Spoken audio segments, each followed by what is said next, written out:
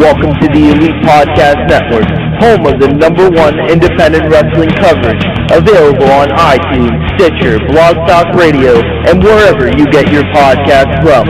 Follow us on Twitter at Elite Podcast Net and join the revolution now.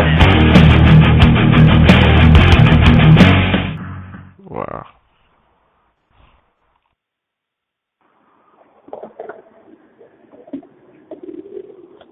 Okay, is everything okay there with our intro? It's me, Oscar. Welcome to WrestlingHeads Radio. I got Skid, Matt, and Tom with us. You guys are there?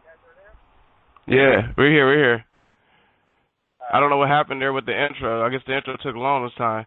But here today on our special BOLA show, we got a huge show for all you guys. We got two folks that will be part of BOLA. We'll have Biff Busick on a little later. But first, ladies and gentlemen, we have the best referee in the world, hands down. We got my boy Rick Knox. What's going on, Rick Knox? How you doing, man? Oh, I'm doing okay. How are you guys, man? Good to hear from you. Oh, man, thanks for being on, dude. I mean, huge fan. Even though you're a ref, it's always good to see you at the PWG shows, holding it down, and kicking the Young Bucks' ass. Thank you. Look forward to doing it again someday, real soon here. Yeah, definitely, man. We'll just go ahead and start off with the show. We all know that you've been repping PWG for a long time, but I want to start asking you some questions that some folks that probably don't know. Tell us how you basically started, reffing. Was that like your first thing that you wanted to do, or did you want to wrestle first? I think when I really got serious about it, I pretty much went in knowing I wanted to be a referee at that point because I had been exposed to indie wrestling pretty up close. I saw the bumps these guys were taking and how many of them they were taking, and I pretty much knew that I couldn't hang with that. But I still wanted to be involved. I wanted to be a part of the show, so refereeing kind of was a next choice. I mean, referee or manager, I guess. But referee seemed a little more fun, I guess. A little more involved. Kind of had you be involved in a lot more matches, as opposed to if you're a manager, you're maybe involved in just maybe a couple matches, one or two. I don't know, but it just seemed like it was more of a natural fit, so that's when I really got serious. I went in full blown just wanting to learn to be a referee. So when I first started going to the School of Hard Knocks in San Bernardino, it was with the intention of learning how to ref. That's how it started. Yeah, definitely. Tell us how you basically got in contact with the guys down from Pro Wrestling Guerrilla. Actually, they contacted me at the time when PWG was just formed. This would have been, I guess, summer of 2003. I pretty much knew them all anyways, just from working all the other local federations and all the other local promotions out here. But if I'm not mistaken, I believe it was Joey Ryan who actually contacted me and said, "Hey, we're a group of us got together and we're going to start our own little show here." And funny thing, at the time, it really was intended to be a one-off show. They were just going to do one show. It was, here it is, boom, we're going to do a show and show you how we think it should be done and have fun doing it. And obviously, it was wildly successful. Here it is, 13 years later almost, and they're still running stronger than ever. But, yeah, they actually approached me at the time, so it was supposed to be me and I believe Patrick Hernandez as the initial two referees, but for whatever reason, Pat wasn't available for the first few shows. So I think we were using like Aaron Hassan and some other guys. I don't know if you know who those guys are, but yeah, but no, it was fun. Just it's kind of fun being involved from something from day one and then seeing how much it's blown up. Yeah, definitely. Let me pass the question on to Matt. Go ahead. Yeah, absolutely. Up, as a fan of professional wrestling, which match are you looking forward to the most on these Battle Los Angeles shows coming up next weekend? Let's see. Let me see if I can remember, because there were a few that really stood out to me. I guess the initial one, if I remember right, seeing this as a first round matchup to me would have been a shoe-in for probably a final round matchup. But we're getting in the first round, and that's Ricochet versus Zack Sabre Jr. I think that's the premier matchup everyone's pretty much waiting to see the entire weekend. Also looking forward to seeing Jack Evans and Angelico wrestle each other. That should be kind of cool. Normally tag team partners and going up against each other in the first round. There's a few that actually stood out. I mean, that's the kind of neat thing about these tournaments is that, like, I mean, we're being treated to some pretty fantastic matchups just in the opening round. So it's every one is pretty intriguing in its own way. I know that sounds kind of like a cop-out answer to it, but it's true. I mean, I'm excited for the whole weekend. I can't wait. It's one of the best tournaments, if not the best tournament in independent professional wrestling. I'll pass it on to you, Tom. Yeah, obviously, I think PWG has grown so much, as you can see from this tournament. We're having wrestlers from all across the world come together for one weekend in Reseda. For you, since you've been with PWG since the beginning, how has it been for you to see PWG kind of grow into this kind of cult phenomenon where people are traveling from different parts of the world just to come to this indie wrestling show, and, you know, tickets are selling out within minutes? What does it feel like to you?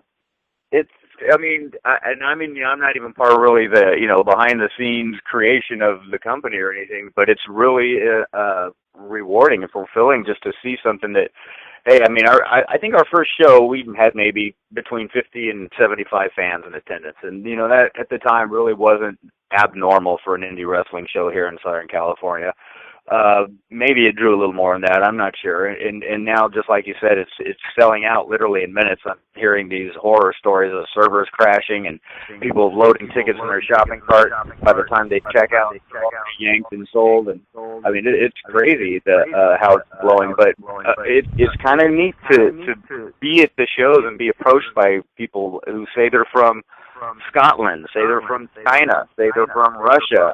People literally are flying from all over the world to this crappy little building in Reseda, California, of all places, and just see this balls out, crazy-ass wrestling. It's just the best thing going right now.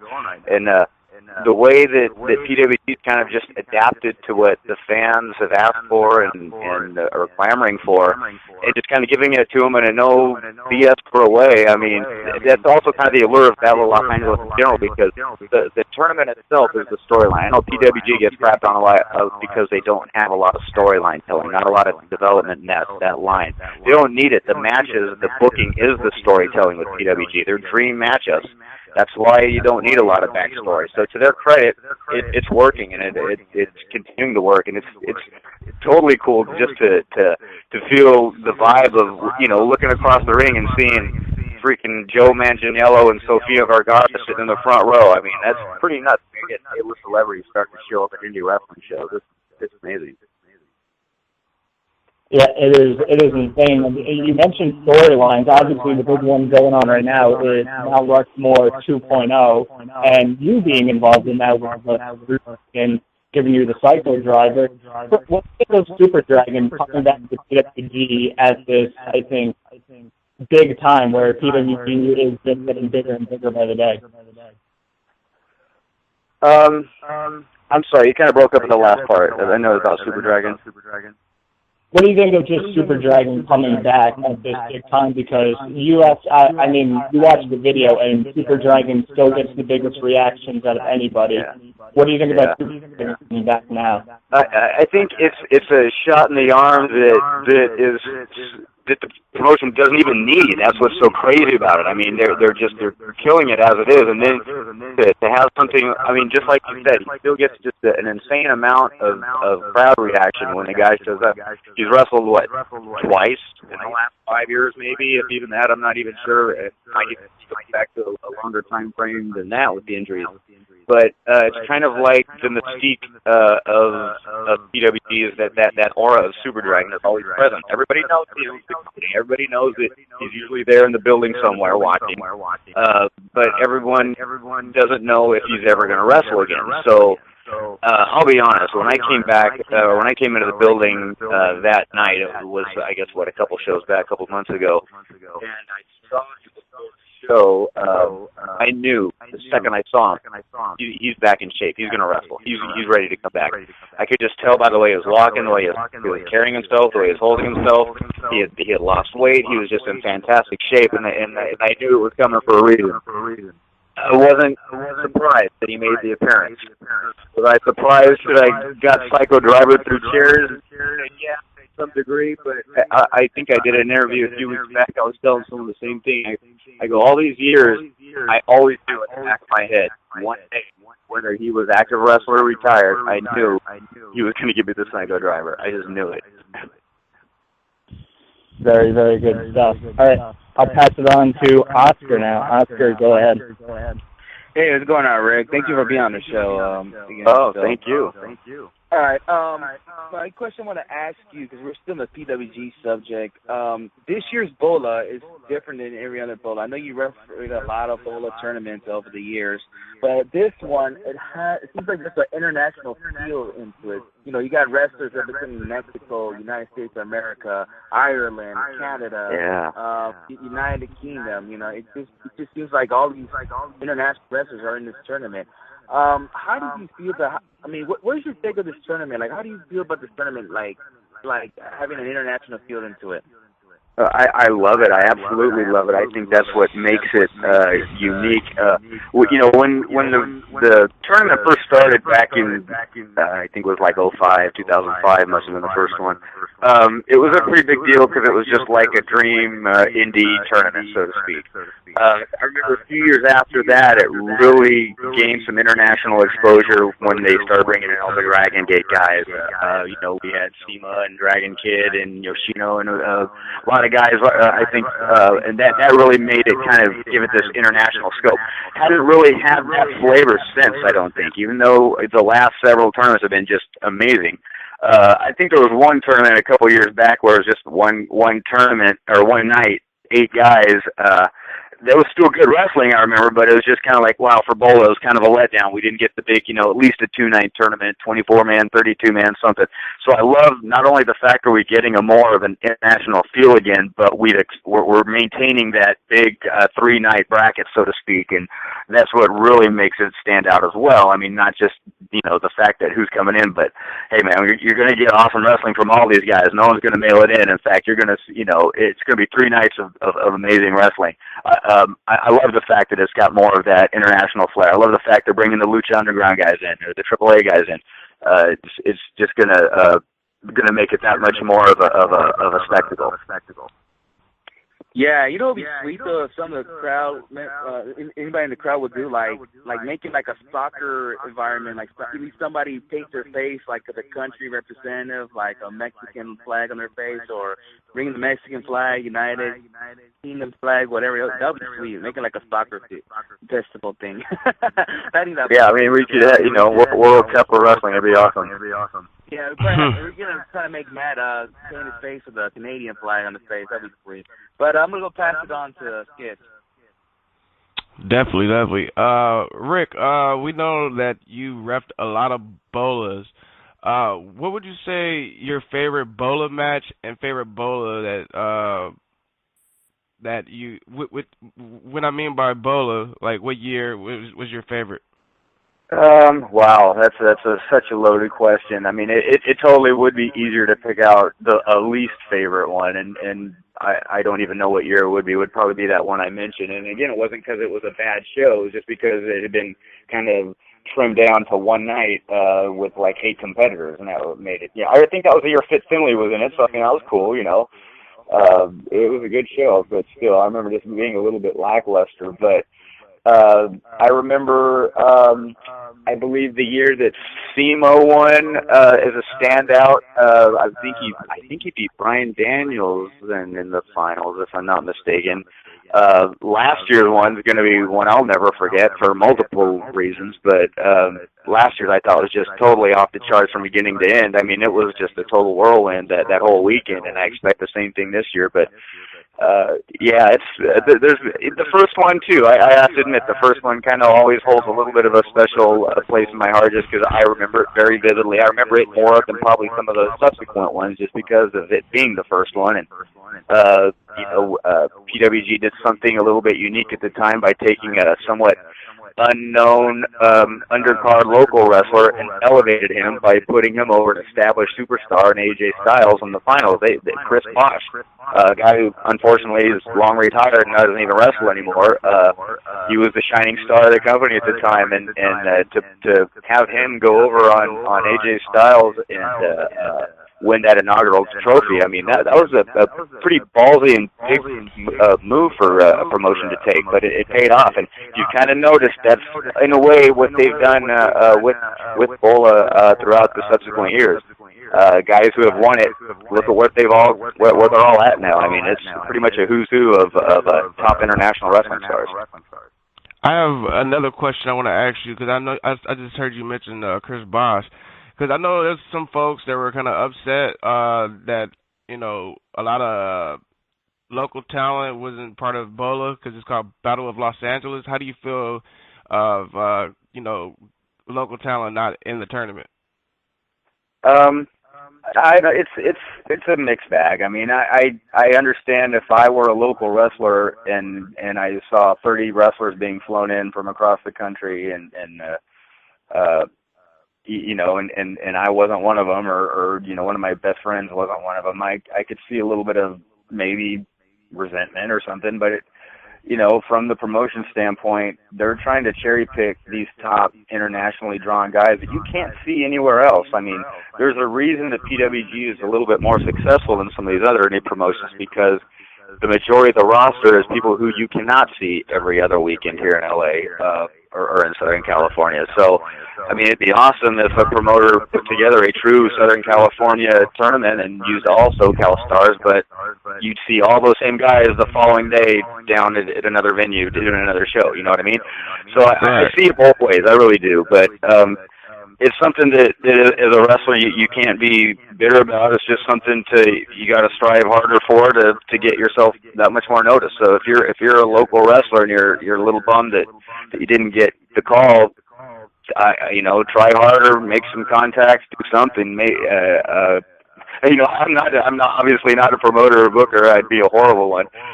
But that's pretty much what you'd have to do at this point. I'll tell you what, one thing about PWG, though, is that a lot of the booking through the company goes on a referral basis. Do you ever hear that old story? It's not how good you are, it's who you know. Well, you better be cool with everyone you meet in the wrestling business, because you never know. Somewhere down the road, they're going to be in a position of power to possibly put you somewhere where you want to be. And if they don't know who you are because you didn't talk to them in the locker room in the past, I'm not saying this has happened. I don't have any stories or nothing. I'm just throwing it out there. You can't burn bridges. You know, just be cool to everyone you meet, unless they specifically give you a reason not to be. And you know, someday you might get booked as well. It's just the nature of not just wrestling, but just about any freaking industry. Most folks say that PWG is the All-Star game, so I definitely give it your like saying. So I'm gonna go past the next question on the mat. Yeah, absolutely. You've been known to get involved in matches, to have your fair share of you know, spots. Talk a little bit about some of those spots and getting prepared for them, because you know, you not being a professional wrestler and you not having the proper training could be fateful to. It could be disastrous. If you don't know, right? Well, it's kind of funny. I mean, you know, I think there's a perception, especially people who don't know me or don't watch PWG. Maybe they just see the clips online or something. They probably think that, you know, this referee's got to be a piece of work. He's throwing himself into these matches, interjecting himself, trying to get himself over. I assure everyone that is never the case. Every single time something has gone down in the PWG ring where I've done a spot, got involved, I've never called that spot. It has always been brought to my attention, hey, we've got something for you. Would you do this? You know, and it's always pitched to me in a very respectful manner, and it's always, bottom line is, if it's boys that I trust, I'm going to let them do anything they want, and I'll do pretty much anything with them. If it's someone I don't trust, I wouldn't do it. So the only time I think I really had an issue or concern was after I had broken my arm at last year's BOLA. The following show, I was in a cast, and Roddy threw me up in the air and gave me his finishing move onto the chairs, and I was really, really concerned about that. And he said, trust me, trust me, trust me, trust me. I looked him in the eye and said, you know what, Roddy? I trust you. And it was probably the softest, easiest, nicest bump I'd ever taken in my life. And I mean, I was up in the air too, and with a cast and a broken arm. And I remember going back, I'll never doubt you again, Roddy. You know, so I mean, if you trust a wrestler, and I do with a lot of these guys, I trust them with my life. Yeah, I'll work anything with them. But I would never go up to them and say, hey, can I do this? Can I hit you with a chair? Can I get a super kick in? I would never do that. It's always been on their call every time. Absolutely. I'll pass it on to you, Tom. Yeah, obviously, WG has just gotten, like I said before in this interview, it's gotten so big and gotten so well known. And obviously, a lot of guys from PWG have gone on to make big names for themselves, such as Kevin Owens. Seth Rollins was in PWG for a while. El Generico's trainee, Sami Zayn. What does it mean to you seeing guys that you saw kind of work the independents for so many years, kind of accumulate all the success? It's really awesome to see, especially, I mean, you named, like Kevin Steen, and I remember when, it's another perfect example right there. He got brought into PWG because he formed a friendship with Super Dragon when Super Dragon was wrestling in Montreal. And as a favor, he brought in Kevin Steen and his buddy El Generico. Next thing you know, they're lighting up the town here in Southern California. And it's kind of funny.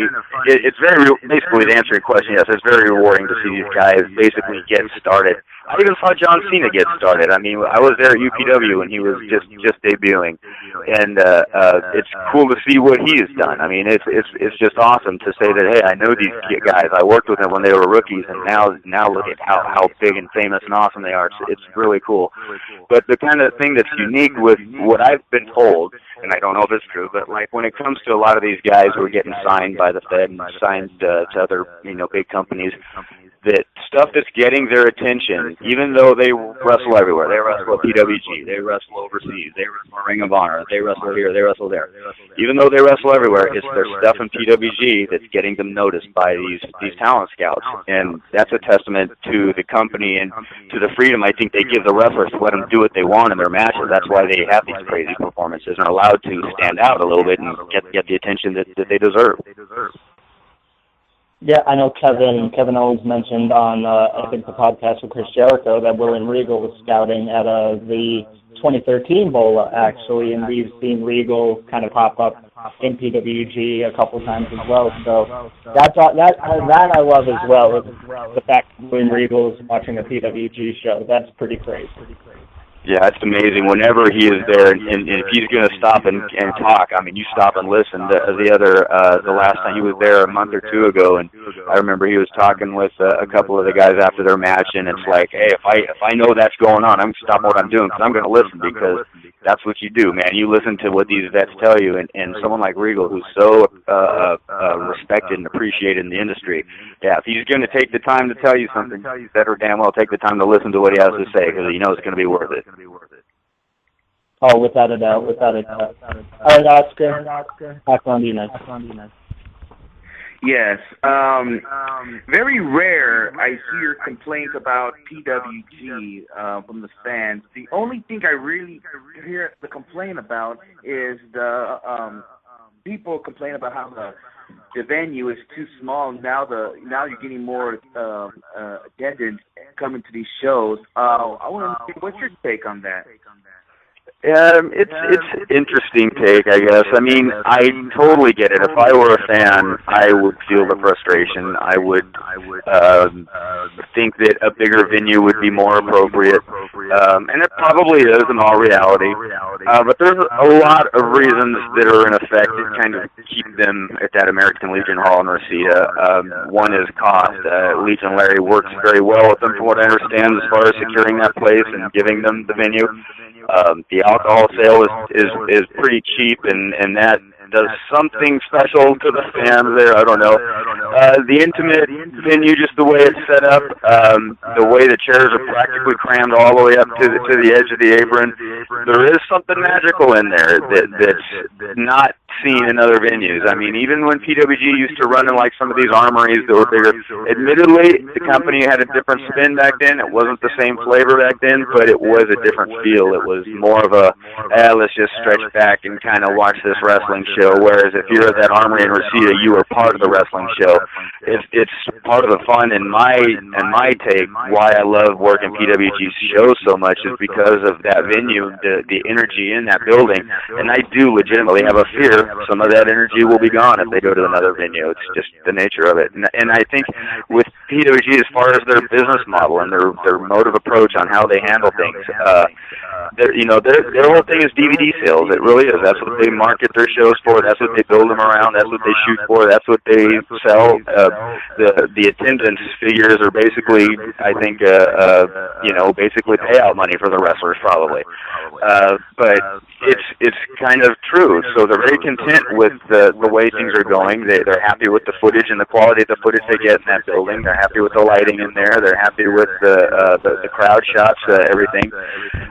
And like I said, the energy is undeniable. And if there is a fear. I think some other venue they would lose that. I mean, is it worth a shot? I suppose anything's worth a shot, and see how it would go. But something would definitely be amiss if they changed venues. Yeah, because that's what I tell some people, like, just kick back because, we got something that, like, special in this building. I mean, even if we have 1,000 people showing up, we just still keep it there, and... Right, I mean, and the other, you bring up a good point, is that they're not really turning people away. Like, the rumor is that people aren't going to get in the building if they show up. I mean, it's the same amount of people that are showing up. They're all getting in. Sometimes there's a little more squeeze than others. But if they move to a 1,000-seat venue, it'll be half full and probably look like hell. So, who knows? Yeah. I mean, it's good. I just say it to others, just kick back, just enjoy the show. I mean, it doesn't matter if you're just squeezed in, or you're standing up, you're not getting a seat. I mean, we got something special here. You don't want to risk, let's say they go to a bigger venue and then, the smash. And to be missing away. The good old days. Yeah. I'd rather stay where they are now because, you're going to miss when the out of nowheres, like guys probably dive in the crowd.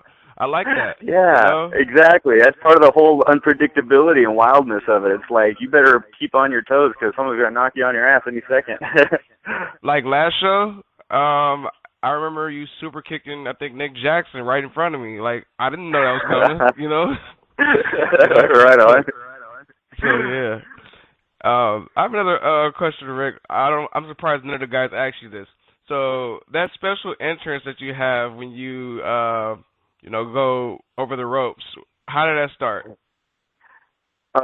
Oddly enough, that started overseas when we did a European vacation show many years ago. At the time, I think we had shown up. We were doing a show in Germany. It was either Germany or I think it was England. We'd already done the show in Germany. We were doing a show in England. For whatever reason, actually, I had just shaved my head, I think, before we had gone out there. So the fans were calling me Kane. They all said I looked like Kane when I was coming out to the ring, and I was, hey, we're in Europe having a good time. So I kind of clowned it up a little bit and went with it, and I came in over the top rope like Kane did, and it kind of got a pop. And then when I came out like later in the evening, they wanted me to do it again, and I did it again and acted like I had pyro and everything, and they really popped for it. So it was kind of funny. By the time we got back to the United States, that story had already gotten back over here, and people were calling for me to top rope, and I came out, and I was like, are you kidding me? This is like the most stupidest thing ever. And so I just kind of do it, and if people call for it, I'll do it, and I guess if they don't, I won't. But yeah, I don't know. That's where it came from, literally. Yeah, because I think some fans don't know the like meaning behind it. They just know that you do it, because it's like fans say, "Oh, okay, the fans are saying that. Let's follow along." So for those that are listening, that's why he does it, people. And I know That's the story. sometimes you don't do it and you get booed. Which Yeah, well, sometimes it also too. It's like honestly, I want to build it up. I want people to tell me to do it, and I figure I ain't gonna give it to you this time. I'll do it later. And then it just kind of builds anticipation. Again, it's the stupidest thing out there, but hey, in wrestling, sometimes the stupidest thing gets people happy. So. Yeah, definitely. I'm gonna ask. I don't know if the rest of my calls are kind of done with the PWG talk, because I want to ask some more questions. Guys, you guys got any more PWG questions for Rick? No, I'm good. I was always curious, last PWG question, what is your favorite PWG show name? Out of all the unique ones, what's your favorite one? That's a good question. Gosh, what would be my favorite one? I think my favorite one has to be going back to one of the early ones called "Keep the P Out of Our Pool," and the P is removed from every word. I was actually thinking that you were going to say that for some reason, because that's the one that always sticks out, and I think it's a lot of old school PWG fans. Exactly, it sticks out for some reason. Couldn't tell you anything about the show itself, but the title sticks out. Very good, very good. That skips, I think we're all still with the PWG question. You can move on. You good, Matt? Go ahead, man. All right, Lucha Underground. It looks from what I've been told, because I went to the Q&A at the Wrestling Guy store, where I believe DJ was there, and a lot of dirt sheets are saying that there's gonna be a season 2. Tell us before we get into season 2 talk. Talk to us. How did you get involved with Lucha? Well, actually, I was contacted by Marty Elias to come work for them. He actually hit me up and said, "Hey, would you be interested in doing this Lucha show? We're going to be working with AAA." And like, yeah, of course, dude. Anything you're involved in, I'd be all over. So after I had just kind of signed on that way, I started learning more and more about it, and like the details started flowing in. You started getting more and more info on what the show was going to be, what it was going to be like, and the anticipation really started building. I was like, wow, this sounds like it might be something really cool. And it wasn't really until after we got there and filmed that first weekend of taping that I realized that this is something that could be really cool if we do this right here and maintain it. And apparently we have, season 2. I mean, it's just like you said, it's pretty much in all uncertainty going to be. We just don't know when, and they're saying probably beginning of next year we're supposed to start shooting, I guess.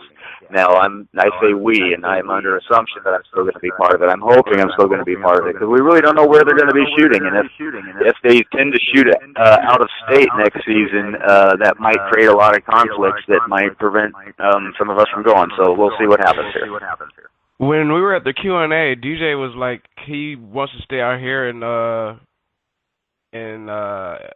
California. So I sure hope so. I mean, that's the majority of the feeling. I know we all want it. That's what everyone is. We want to stay out here. But again, we're all working for a parent company, and they will have final say, I'm sure. And if they say it's going to be cheaper to do it in Texas, then they might do it in Texas. But we're all of the firm belief that the fans and the location, the audience, the venue, it's all very crucial to the show. It's a part of the show. It's as much a character of the show as the wrestlers, and we don't want to lose that feel, I don't think. I mean, conceivably, storyline-wise, we can make it happen in other venues and stuff, but I really don't want it to move out of state here.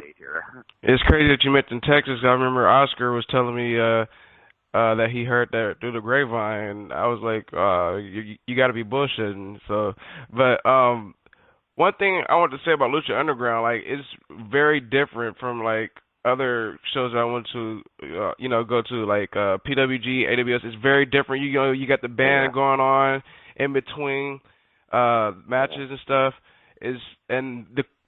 I swear, like, I really think the Lucha Underground fans might be louder than the PWG fans. Like, I can't even hear them, say like the guys' names when they come down the ring. Like, yeah, it's been pretty rowdy in there a few times. The one thing I would say on a seesaw to that is, as loud as that crowd has been, there's also been times where it's gotten incredibly quiet to where you could hear a pin drop, and that always is an awkward feeling. But it's going to be bound to happen sometimes at wrestling shows. But yeah, they do a good job of keeping the crowd energized. First off, they give them kick-ass wrestling. Two, they keep the matches fairly short, unless it's something is going to be a long, all-night-long match or something. And the entire episode that the crowd is sitting there for a taping of, it's basically 1 hour's worth of matches, one episode. So it's short, it's fast, it's to the point, and it's high impact, and it's crazy. There's not much build-up. I mean, you've seen some of these shows, they go out and kill it first match. So yeah, it keeps the crowd very, very hot. It's not too hard to get that crowd blown up. They just need the match sometimes, and sometimes just the wrestlers coming out is all the matches. Yeah, definitely, man. Matt, go ahead. Yeah, absolutely. As somebody who hasn't watched much Lucha Underground because of many of reasons, not getting the El Rey Network, a lot of wrestling being on TV outside of Lucha Underground, talk a little bit about what you would recommend checking out in the Lucha Underground series. Well, it's kind of weird. I mean, if you just were to randomly pick any episode, you're going to see some pretty good wrestling. There were maybe out of 39 episodes, maybe 2 or 3 that were just, that one wasn't as good as it could have been. But overall, I mean, every episode leaves you wanting more.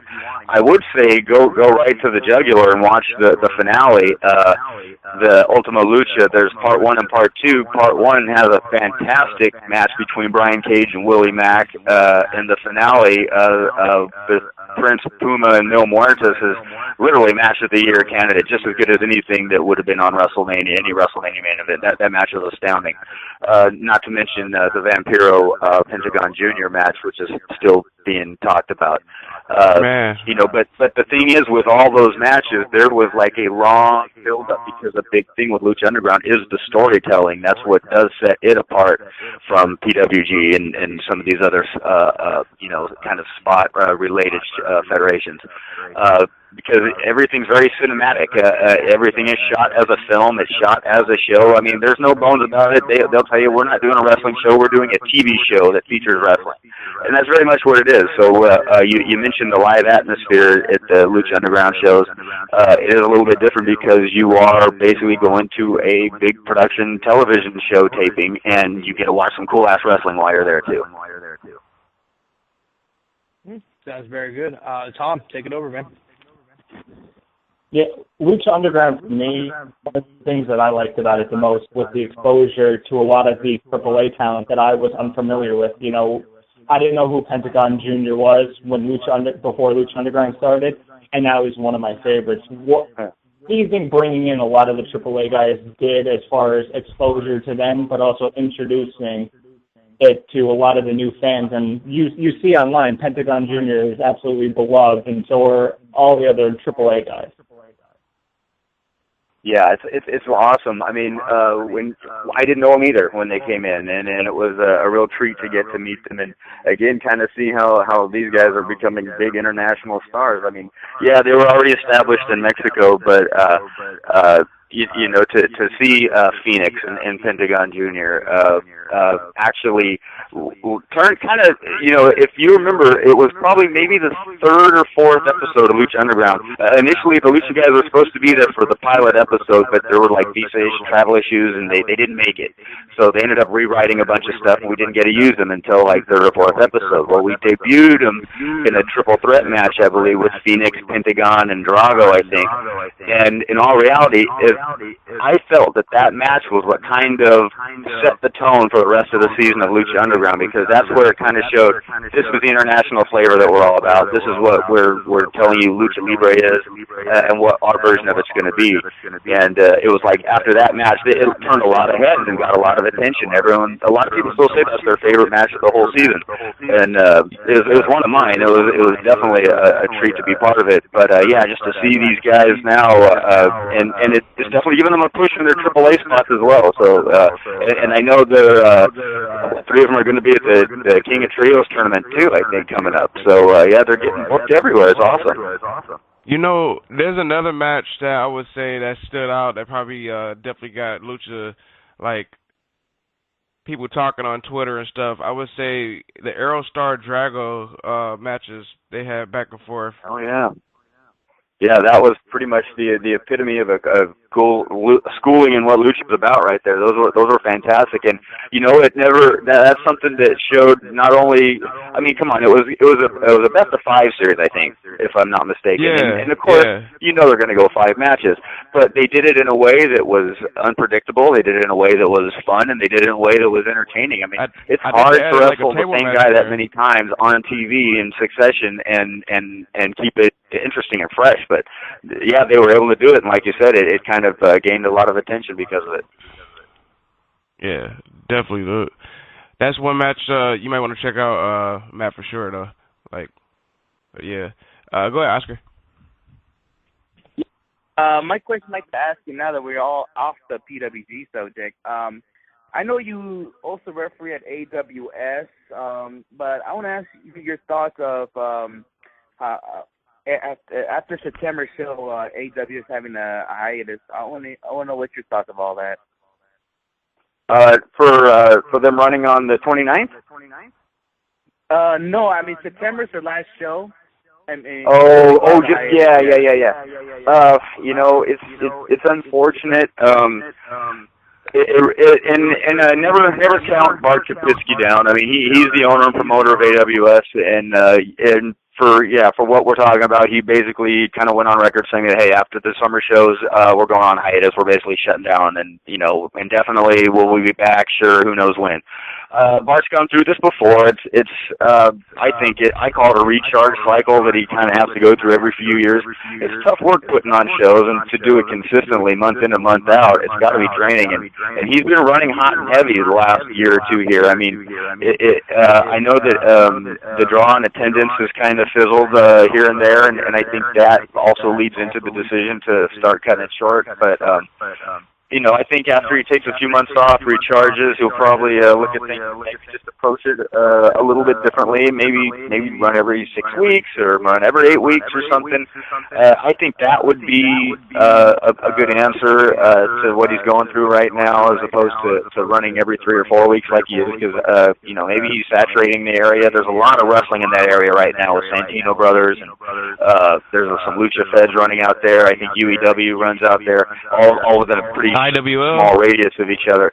So they're getting hit hard and heavy with a lot of wrestling in that neighborhood. So I don't know, maybe he needs to thin it out a little or start looking at other venues. I don't know, but he's got a neat thing going at that little American Legion Hall in Reseda, or in Southgate as well. Something about those places, they get an aura to him, and he's kind of got his own thing going there too. So I hope he doesn't leave there altogether. I just hope he comes back a little recharged and revitalized. Yeah, I mean, when he made that announcement, there was like rumors that AWS was probably going to close their folds, but I heard Bart in another podcast. He just said that no, it's not dying. It's not going to be dead. I mean, it'll be back, but he doesn't know what day yet. And yeah, AWS is important to Southern California wrestling. It really is, because Bart gives a lot of guys opportunities and shots who maybe normally wouldn't get one, or not necessarily aren't deserving of one, but just he's gonna bring them in before some other promoters are, because he's willing to take a lot of chances on guys like that. Personally, I've been approached by a lot of wrestlers, and of course, just the nature of things, they all want to get in PWG. Hey man, how can I get booked at PWG? Who do I need to talk to?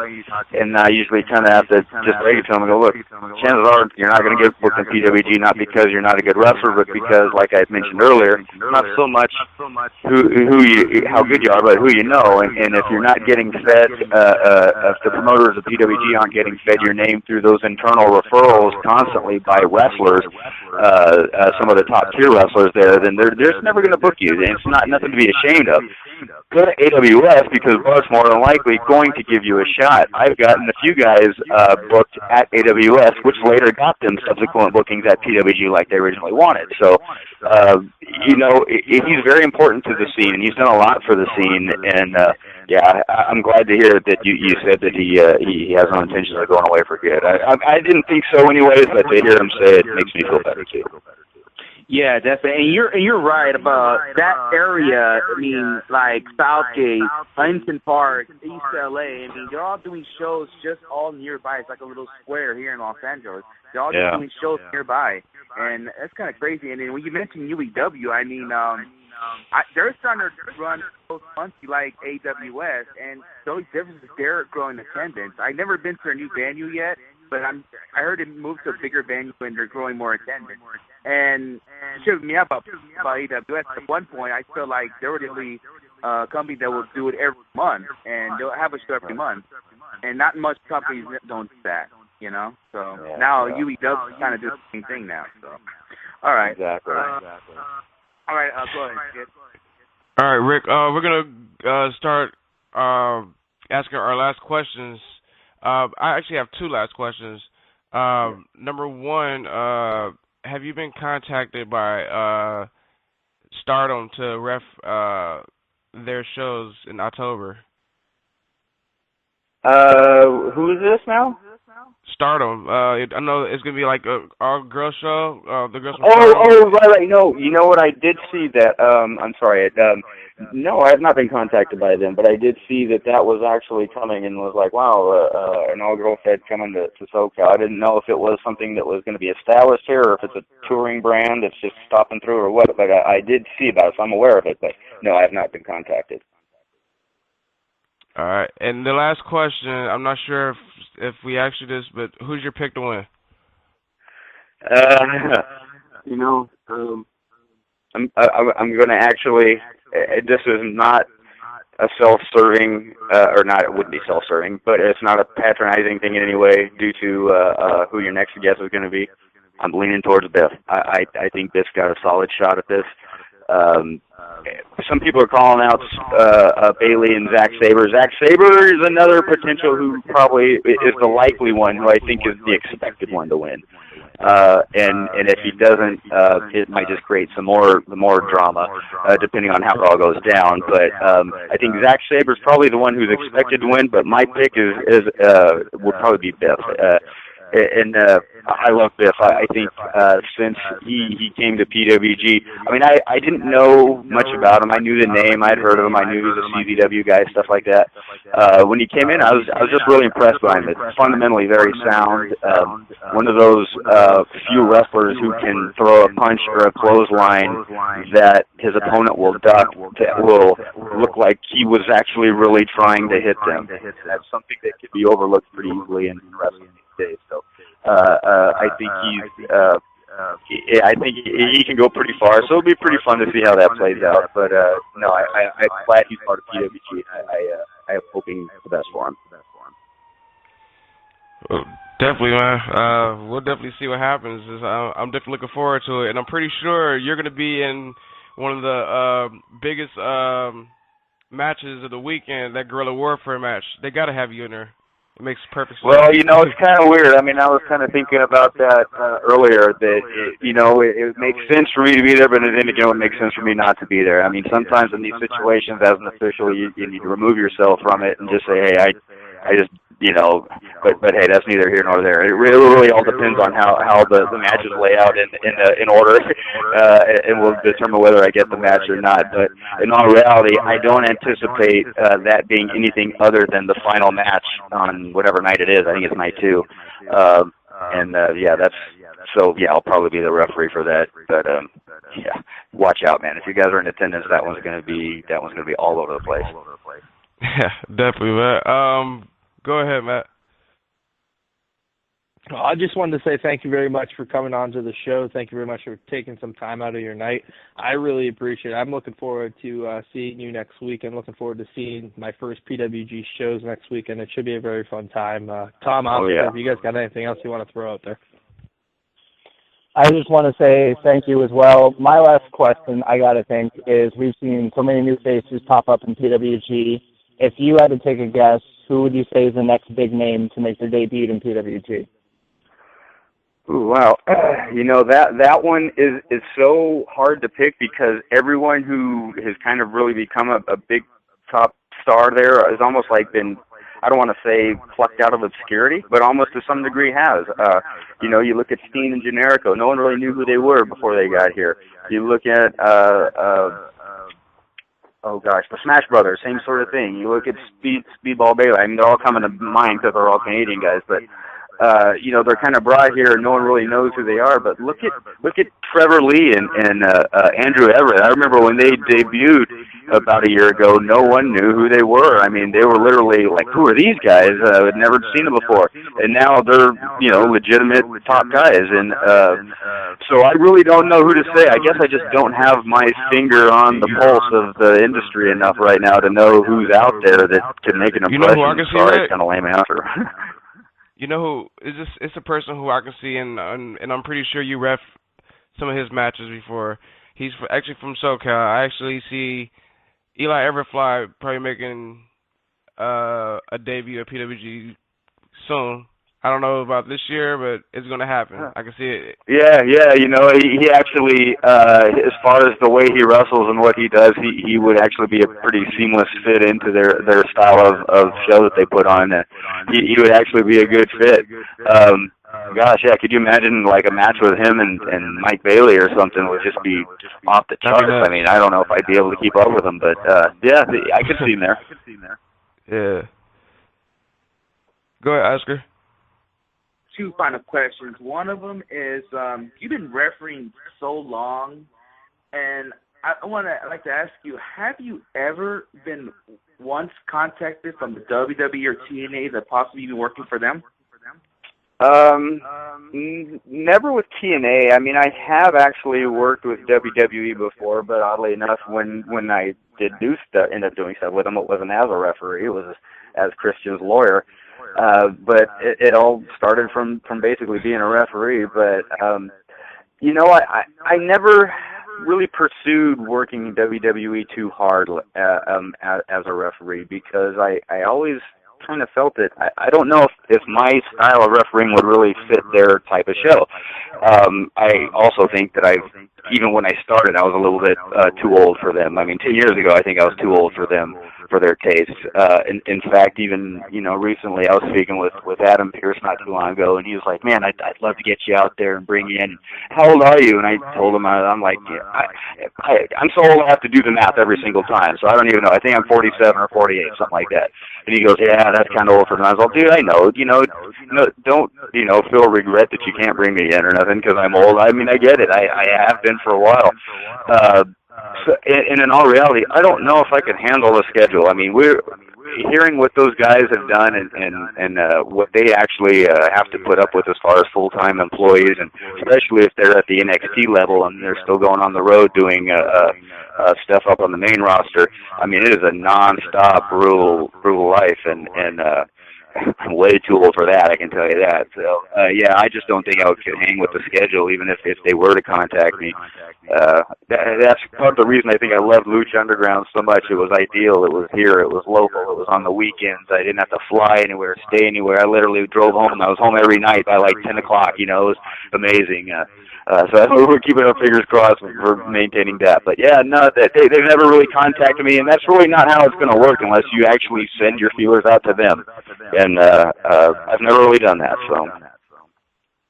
All right. And my final question I have to ask you: 5 years from now, will you still be refereeing no matter where? PWG, AWS, doesn't matter. Will we still see you refereeing? I kind of doubt it. I mean, in all reality, with this last year was probably the roughest year I've had in refereeing. I mean, I suffered 3 major injuries. I had a broken arm, I had a broken hand that required surgery, and then I injured my back pretty bad at the show when Nick kicked me outside the ring, and I fell on the beam underneath the ring. That sidelined me for a month, basically, and that's 3 major injuries in 1 year. And I mean, and the way I was feeling about a year ago was like, man, I'm getting old here, and every show I'm getting more and more pains and creaks and all this and that, and it's getting harder to maintain it. And I was actually starting to kind of gear myself up to the fact that, you know what, this is probably going to be my last year. I'm going to run out with PWG here and maybe bail out. But then something funny happened called Lucha Underground, and it kind of got me going again. And I mean, they treat us so well there, and they pay us so well there, and it was such a fun product to be a part of. And it was like, finally, this is what I've been wanting to do for the last 15 years, doing this. A big national TV show with international stars with an amazing production that's seen everywhere, or almost everywhere. I know not everybody gets it, but and it's being filmed and taped right here in my backyard. So I mean, it was perfect on every front, an ideal situation for me. So that kind of said, well, hey, as long as this ticket's running, I'm going to ride it. So I think that's kind of where I'm at right now. All right, then. Well, I'd like to say thank you for being on the show, and can't wait to see you again in PWG, and then see you afterwards, another show for like AWS or whatever. So Cool. I'll see you again 1,000 more times. Hey, Awesome, Rick, guys. before we Thank let you go, you want to throw your Twitter out there? And any plugs you want to throw out there? My Twitter is @MadRef. My Facebook is just Rick Knox. Actually, I created a referee Rick Knox fan page a few weeks back. I haven't really done anything with it. I just kind of created it, and it's just sitting there. But hunt it out, like it. That'd be awesome. I'd appreciate it. But thank you guys for having me. It's always fun to talk wrestling, and you guys made it fun. You made me feel like we were just hanging around talking about wrestling, which is the easiest way to do it. So thanks for having me. I appreciate it. Thank you, man. We appreciate it, man. All right. And have a good rest of the show. You too. Bye. Ladies and gentlemen, that is PWG senior referee, Rick Knox. He is the man. He has a T-shirt too, people. So go fucking cop the shit. If you can find it, go buy it. Yeah, I mean, that was a good interview there, huh? Yeah, I mean, I always want him to be on the show. I know if you could be on the show, it'd be great. We'll talk PWG and all that. You know, all because he's a referee doesn't mean we cannot have him on the show for almost a freaking hour. I mean, there's a lot of things we could have asked him, and look what it turned out, you know? No disrespect to Bryce Remsburg and Todd Sinclair, but Rick Knox is the best referee in pro wrestling. But they're close behind. Yeah. Ladies and gentlemen, just to let you guys know, I know everybody's looking for Biff Busick. Just letting everybody know, Biff Busick is on a plane at the moment, so if you're looking for him, he will be running a little late. Hopefully we can get him on. We'll keep you guys updated on Biff Busick. So, yeah, how about we run a WH commercial and a WWP commercial? How about that, people? We'll be right back. What's up? This is the phenomenal AJ Styles down here in LA, kicking it with the PWG, busting my tail. Freaking great tournament. The BOLA tournament is freaking amazing. Anyway, the fact of the matter is, everybody and anybody needs to listen to WrestlingHeads podcast. This is WWE Hall of Famer, and you listen to Weekly Wrestling Podcast. Now, can you dig that, sucker? And I'm out. All you have to do is believe. Yo, I had to throw that Booker out for you. I had to. Yo. Gotta get the five-time WCW champion on there. Yeah, definitely. PWG BOLA, it's going down, gentlemen. Yeah, like I said before we went on the air, 1 week from tomorrow, 10 a.m., our time, I have to go pick up Matt. Then we'll see if I hear from you. You know you have to get up late, Skit. We all know like that. I said, I'm not getting up late. Why would I get up late? Why would I get up late? For what? I don't when know. we have to be somewhere. When you have to be somewhere, you don't get up late. I don't understand that. Like, when I have to go to work, I'm not even going to argue about that bullshit right now. Let's have a show. Let's finish this shit. I'm not even going to go there. Let's have a show. We're talking about PWG here. Everybody's listening to us talk about probably the biggest tournament in professional wrestling, BOLA. This is going to be my third one, I believe. Last year was dope. Had AJ Styles there. Had Brian Myers there. I think Drew Gulak and Biff Busick both made their debut last year. Ricochet was there. Kyle O'Reilly was there. The list goes on, dude. ACH, Michael Elgin, Tommaso Ciampa, Johnny Gargano. Everybody was there. Bobby Fish made his debut last year at BOLA. Kenny Omega was there. It's so weird to me, looking back at 2014, how much changes in a year, because you look at most of those names you just mentioned. A lot of those guys aren't on the show. No ACH, no Ciampa in the tournament, no AJ Styles, Brian Myers wasn't brought back. It's a whole different cast of people, and no more Ring of Honor guys as well. No more Elgin or O'Reilly or Adam Cole. It just shows how much changes within a year. Yeah, and it's crazy because this whole storyline that's going on right now kind of started at BOLA last year, because last year's finals, it was Ricochet, Johnny Gargano, and Roderick Strong. And now look at this year, Roderick Strong is the champ. So that's what's crazy about it. Yeah, definitely. But let's get into our predictions, and let's talk about the show, shall we, people? Cause, BOLA, the whole thing? Oh, definitely the whole thing. What do you think we'll talk about this? We'll talk about the whole thing, baby. This is a prediction show. This is the big show. This is the big show, bro. I was thinking, well, what 1 week before the show we're doing a prediction. This is the day right here. You seen the banner? Well, I'm surprised they're doing it right now, but I will. That's when everybody's free. Well, as the commercial said, all you have to do is bowl leave, officer. Okay, just bowl leave. Bowl leave these nuts. That's all I gotta say. Here we go. Here we fucking go. This is the 11th annual BOLA, people. First round. Lucha Underground AAA star Aerostar versus Brian Cage. For those two, we all know Brian Cage is a PWG regular, and he also wrestles with Lucha Underground, and he works with AAA. Aerostar works with Lucha AAA. Pretty sure these two have... And he has a new haircut, too. He does. Thanks to who? Alberto Del Rio, a.k.a. El Patron, whatever you want to call him these days. Aerostar and Brian Cage, it's going to be... This match is going to be, like, real different because, you got a built dude and you got a fast-paced type of dude like Aerostar. I don't know. I mean, knowing what PWG is going to do, I feel like Brian Cage is going to go over on this Aerostar match because, he is a regular, he's been there. I mean, not saying Aerostar won't get a win that weekend, but I see Cage going over on that one. Yeah, same here. Like you were saying about Brian Cage, Brian Cage is a big dude, but don't look at him as a big dude. He doesn't mean he can move around like Aerostar. Come on, because Brian Cage. We've seen him. We've seen him do some crazy shit, 619 and all that shit. I know. Brian Cage ain't no fucking Ryback. So, I mean, shots fired. This match got booked. I know. But I'm saying he's not Ryback.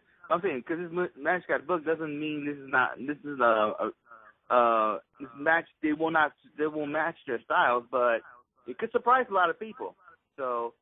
Yeah, so Brian Cage is going to win this match. No way Aerostar winning this match against Brian Cage. He's having a big year in PWG. He had a title shot, so I say Brian Cage should win over. It really makes no sense to have Aerostar win the match.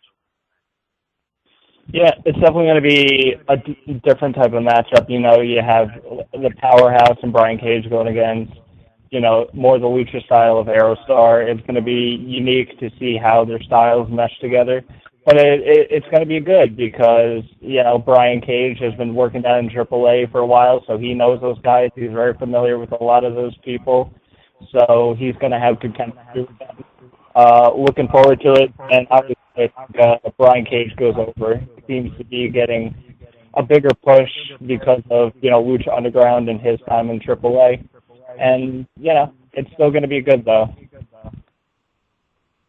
I'm going to disagree with all of you guys. I'm going to go Aerostar. I feel like we're going to see a lot of unique wins and losses in this tournament just because of who's involved. And plus, you got to realize that even though somebody loses in the tournament doesn't necessarily mean they're not going to be involved in the other nights of the show. So I think Brian Cage is going to lose in the first round. Interesting. Very interesting. Well. Next up, you got Biff, my boy Biff Busick, going against Andrew Everett. This is going to be a pretty dope match because, you know, Andrew Everett's been on a hot streak in PWG lately. We know Biff, he's been on a hot streak, period, in professional wrestling. I'm pretty sure, you know, both these guys, their styles are going to match well together. This is a hard one. It's a hard choice. Actually, it's really not a hard choice. Biff Busick, my boy, goes over to face Aerostar, hands down. That's what either Aerostar or Brian Cage. So that's what I'm going with. I agree. I'm going with Biff Busick. I mean, we just cannot predict who they're gonna go against. Who after, you know what I'm saying? Well, I already got the whole bracket right here. I'm looking on Google. Oh, okay, I haven't seen the bracket. But if that's the case, oh well. But I guess we're gonna see Biff Busick against Brian Cage.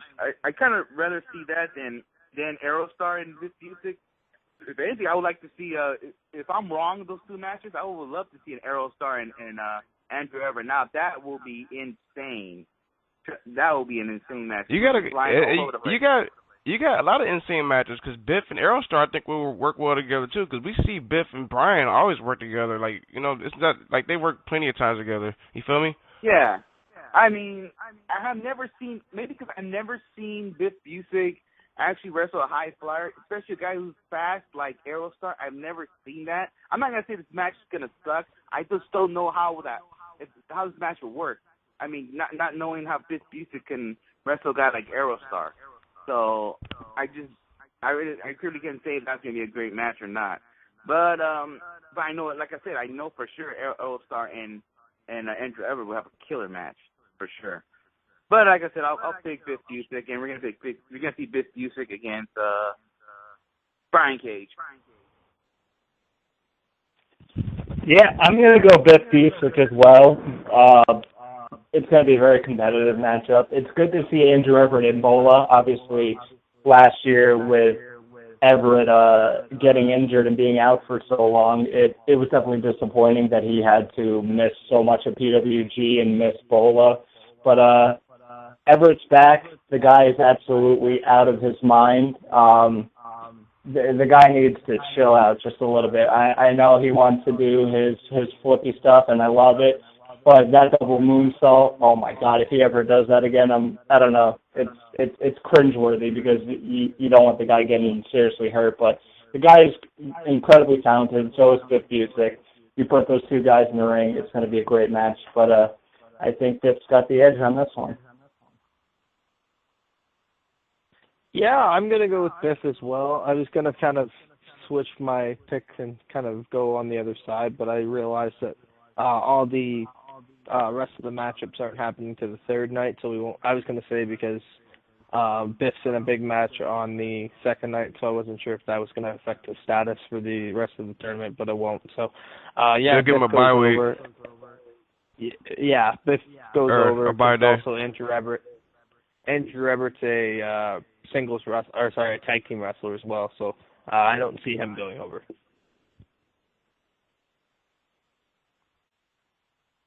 Okay. So, next match, you got Mark Andrews against Will Ospreay. That's no questions asked. Will Ospreay's been on fire over there in the UK area, over there, Progress Wrestling. Mark Andrews, I mean, a lot of folks know him from TNA, but Will Ospreay is just on fire right now. Like, his name and what he's been doing lately in the ring is just ridiculous. He's definitely got to go over, and I think he's going to go far in this tournament. So I'm picking Will Ospreay. There's no questions. Yeah, I mean, even though I'm not that familiar with the British wrestlers, but obviously Will Ospreay has to go over against Andrews. Nothing against Andrews, but I see Ospreay on a way different level than Andrews, and I'll be shocked if he'd be out in the first round. I agree with you, Skid. I mean, he could go further in the tournament. I mean, probably in the final of the triple threat, but I wouldn't be not disappointing me into the second round. So, I mean, but like I said, I'll be shocked if Andrews go over Ospreay. Yeah, I'm going to go with Will Ospreay as well. Guy is absolutely on fire, brand new Victory Progress champion. The amount of talent that's in the UK is absolutely insane, and I think a lot of the North American audiences are going to get a huge taste of what's to come because, like I said, there's so much talent, and these are two of the premier talents right here going against each other. So definitely looking forward to this. Hopefully, I don't want to go on a little thing, but I think Andrews can definitely do better than what he's doing. He's gonna become bigger, and I think he deserves a better stage. And I think this is the perfect one. Yeah, I definitely agree there. I think Will Ospreay picks up the victory. I'm going to go with the rest of you guys on this one, not trying to be separate from the bunch. Yeah, it's just, I don't know. Will Ospreay, he's been on a whole nother level lately. Like, his name is definitely getting out here in the U.S. and also, the Canada area or whatnot. And he's just been putting on awesome matches. Like, for those folks that had never heard of Will Ospreay, somehow get a hold of somebody's Progress account and go check out the match with him and Roderick Strong. They killed it. I'm pretty sure Roddy's the reason why he got over here at PWG. I'm pretty sure they sent a couple guys over there. It was Tommaso and Roderick Strong. They went over there for their BOLA, basically their version of BOLA, and I think they put those guys. They paired them up with Will Ospreay and Marty. So Zack Sabre Jr. I think he probably put in the good work because they had a match in that tournament. So it's common sense right there. But looking forward to what Will's gonna bring to BOLA. Next match, Drago versus Pentagon Jr. Hands down, I'm going for Pentagon Jr., but I have a feeling that Drago's going to upset him. I don't know why, just because he's a good guy. Nah, Skid. I'm going Pentagon Jr. I mean, Drago's a great talent. I like him, but with all this publicity with Pentagon, with that match he had with Vampiro, I mean, it's probably the match of the year candidate of all wrestling. I mean, why would you have Drago go I didn't say that he's gonna go over, but I have a feeling. I said I know, but I'm trying to make you get your feeling out of it, like right. Think about. I know I'm saying you're not saying it, but I'm trying to get your worries out. Like, get the fuck out of here. But right. Yeah, and plus, if you're heading a PWG, would you like to see a Will Ospreay and Drago match in the second round, or you like to see a real Ospreay and Pentagon Jr. in the second round? I think a Will Ospreay and Pentagon Jr. match would be something that we would like to watch. Oh, definitely would. Either one, to be honest with you.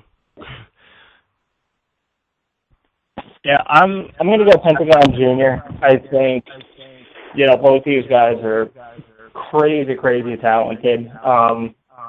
But I just have a feeling PWG knows that Pentagon is kind of more beloved by the fans, a little bit younger, got to put the young guy over. So I think Pentagon Jr. wins, but it's going to be good. It's going to be good to see these guys go in the ring. The PWG crowd is going to go absolutely nuts for these two, and you guys better watch out because Pentagon Jr. might be breaking some arms that night. Who knows? Oh, that's a normal basis type of thing. Yeah, no kidding. I'm going with Pentagon Jr. as well. I don't think Drago is going to pick up the victory. Like I said, I don't think it's going to affect anything with them being there or not. I think Pentagon Jr. is more beloved, like you guys were talking about, and I think he goes over in the end. Definitely do. Pentagon Jr., Will Ospreay, that's what it's looking like. We're looking at the brackets over here. Did you guys want to just talk about that round, or since we're in the middle of the round, because that's actually basically the end of the round. This is off Wikipedia too. Like we're going off Wikipedia, folks. So let's hope Wikipedia is right. But let's just keep going. Let's just do matches. Fuck the rounds and shit. But we have to pick one person at least. Who do you think is going to come out that round to go in the finals? Okay, somebody's going to the finals out of the round one. So, well, I mean, Will Ospreay. That's very interesting. I look at all the names. Obviously, we talked about all the matches, and then you have Trent and Trevor Lee and Phoenix and Matt Sydal. If I had to pick, I'd pick Trevor Lee to go to the finals out of the night one matchups. But it's also a triple threat, so two of those guys could honestly end up there, as well as two guys could end up from night two. So you could have Trevor Lee and Will Ospreay make it to the finals. Let's get to night two. We got Trent and Trevor Lee, so who you guys got on there? I got Trevor Lee definitely going over. That's no question. Trevor Lee easily. Trevor Lee. No disrespect to Trent.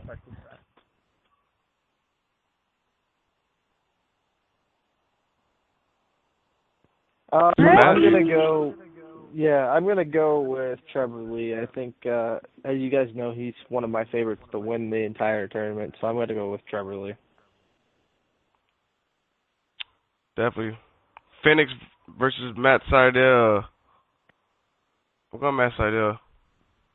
You know what? I gotta pick Phoenix. I gotta pick another Lucha guy to win. I mean, you can't have too many guys, that are already popular to go over. So I'm gonna go Phoenix with the upset, but it's gonna be one sleeper. This is a sleeper match right here. Yeah, I mean, this is tough to think. You got Phoenix and Matt Sydal. And then when you look, we picked Trevor Lee before, and I'm like, who could have a better match?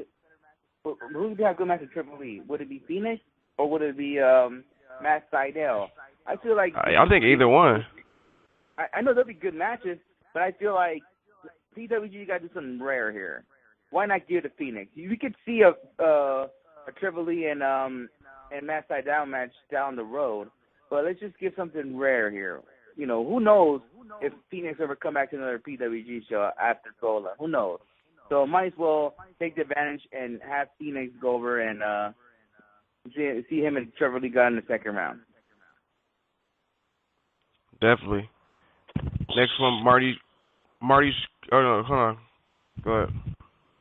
I would say this one's tough for me because I feel like Sydal could easily win it, but like you said, you got to put some of the Lucha guys over. I'll go with Phoenix on this one.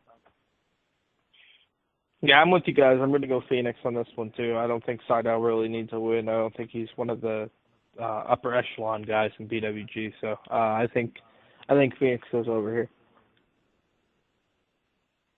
Yeah, definitely did. Next one, Marty Scurll versus Rich Swann.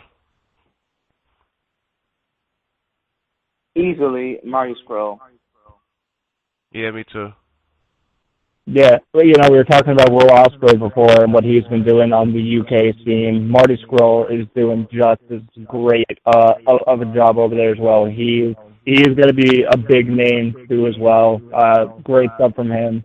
And no disrespect to Mr. All Night Long. You know, he's still doing good work. He's doing some great stuff in Evolve, but I think Marty Scurll goes over on this one. Yeah, I'm speaking well, kind of the same thing with the whole Phoenix thing. Swann's not really in the upper echelon, and he's kind of a tag team wrestler in PWG, so I think Scurll's going over too. Speaking of Rich Swann, guys, I know we're on the whole BOLA subject, but there's been words out there that WWE's interested in him and our guest, Biff Busick. Yeah, I've seen those same rumors. Yeah, I mean, I've been hearing those rumors about Biff Busick for months. I think the last time we had him on, I even asked him about the whole thing in WWE. He sounds like he tried not to talk about it, but it could be true. Who knows? Maybe in 2016 we'll see Biff Busick in an NXT ring. That's one thing that we should not bring up when he comes on, when he lands. Don't be scared, Skids. I mean, we already brought it up before. Why are we gonna bring it up again? Maybe you'll see something interesting. Anyways, I want to go back real quick. Since we're still on night one, let's talk about some non-tournament matches. You got basically Tommy and... Hold on, whoa. With Marty Scurll and Rick Swann, we jumped to night two. No, I said some non-tournament matches. Yeah, but Marty Scurll and Rich Swann is on night two. Yeah, we are. We might as well continue with the round matches first. My fault. I'm glad you guys picked me up on there. on the air, folks. Fuck you. Chris Hero versus Timothy Thatcher might be one of the best matches we're going to see that weekend. I'm going Thatcher. Hero's been putting people over. This is a really tough one. I mean, both of those guys have a great match with Marty Scurll, but I don't know. You know what, Oscar? I wouldn't put too much thinking of who they're going to wrestle next. It's like, who do you think's going to win out of those two, you know? Because these guys have wrestled plenty of times, you know. I mean, Timothy Thatcher needs. The thing is, though, I'm not sure if Hero and Scurll have wrestled before. I know he hasn't wrestled Thatcher before, but I don't know about Hero and Scurll have ever had any history. But fuck, I guess I'll pick Hero on this one. This one's really tough for me. Both these guys have been absolutely killing it. Chris Hero is having a fucking phenomenal 2015, and so is Timothy Thatcher. I'm going to go with Chris Hero on this one. I feel like Thatcher's a little bit too new. I feel like Chris Hero's been putting in the work, and he gets the rub on this one. Before we get into the prediction of this match, I just want to throw a cheap plug for my friends over there at Smash Wrestling. The Chris Hero 3-hour Infinity Gauntlet just got released on their YouTube channel if you guys want to go check that out. But I'm going to go the opposite of you guys. I'm going to go with the Evolve champion, Timothy Thatcher. I think he's having a breakout 2015, and I would not be surprised, I should say, if he ended up winning the tournament. That's what I said, Thatcher, because Hero's been putting over people like crazy lately, not just at PWG. He just put over Mike Bailey, I believe, at Evolve. And he put over Mike Bailey last time at the last PWG show. So Hero doesn't really need to win anymore also. Yeah, I mean, that's true, but sometimes they just get the win for, getting the win. Well, Tim Thatcher, he doesn't. You don't see him at PWG that often, so let's give him. Let's see more than one match. You know, I say. Yeah, it's tough to tell. But let's move on. Let's do night 3 real quick, and then we'll do the non-tournament matches. Angelico versus Jack Evans. This is gonna be ridiculous. That's all I'm saying, in a good way. This is night 2 still, Skits. You want to go ahead and take over? Go ahead. Take over man. Brooklyn? Okay, let's do this. So Kevin Steen or Finn Balor. Okay. Sit in the corner, Oscar. You sit in the goddamn corner. We said take over, all right. Next first round matchup in the 2015 Battle of Los Angeles, night 2, we have Angelico taking on Jack Evans. These two were tag team partners last event, and we're seeing them face off against one another on this show. I'm going on. It's too easy. Yeah, I don't think Jack Evans needs to win this match. I'm going to go with Angelico as well, but I wouldn't be surprised if Jack Evans wins.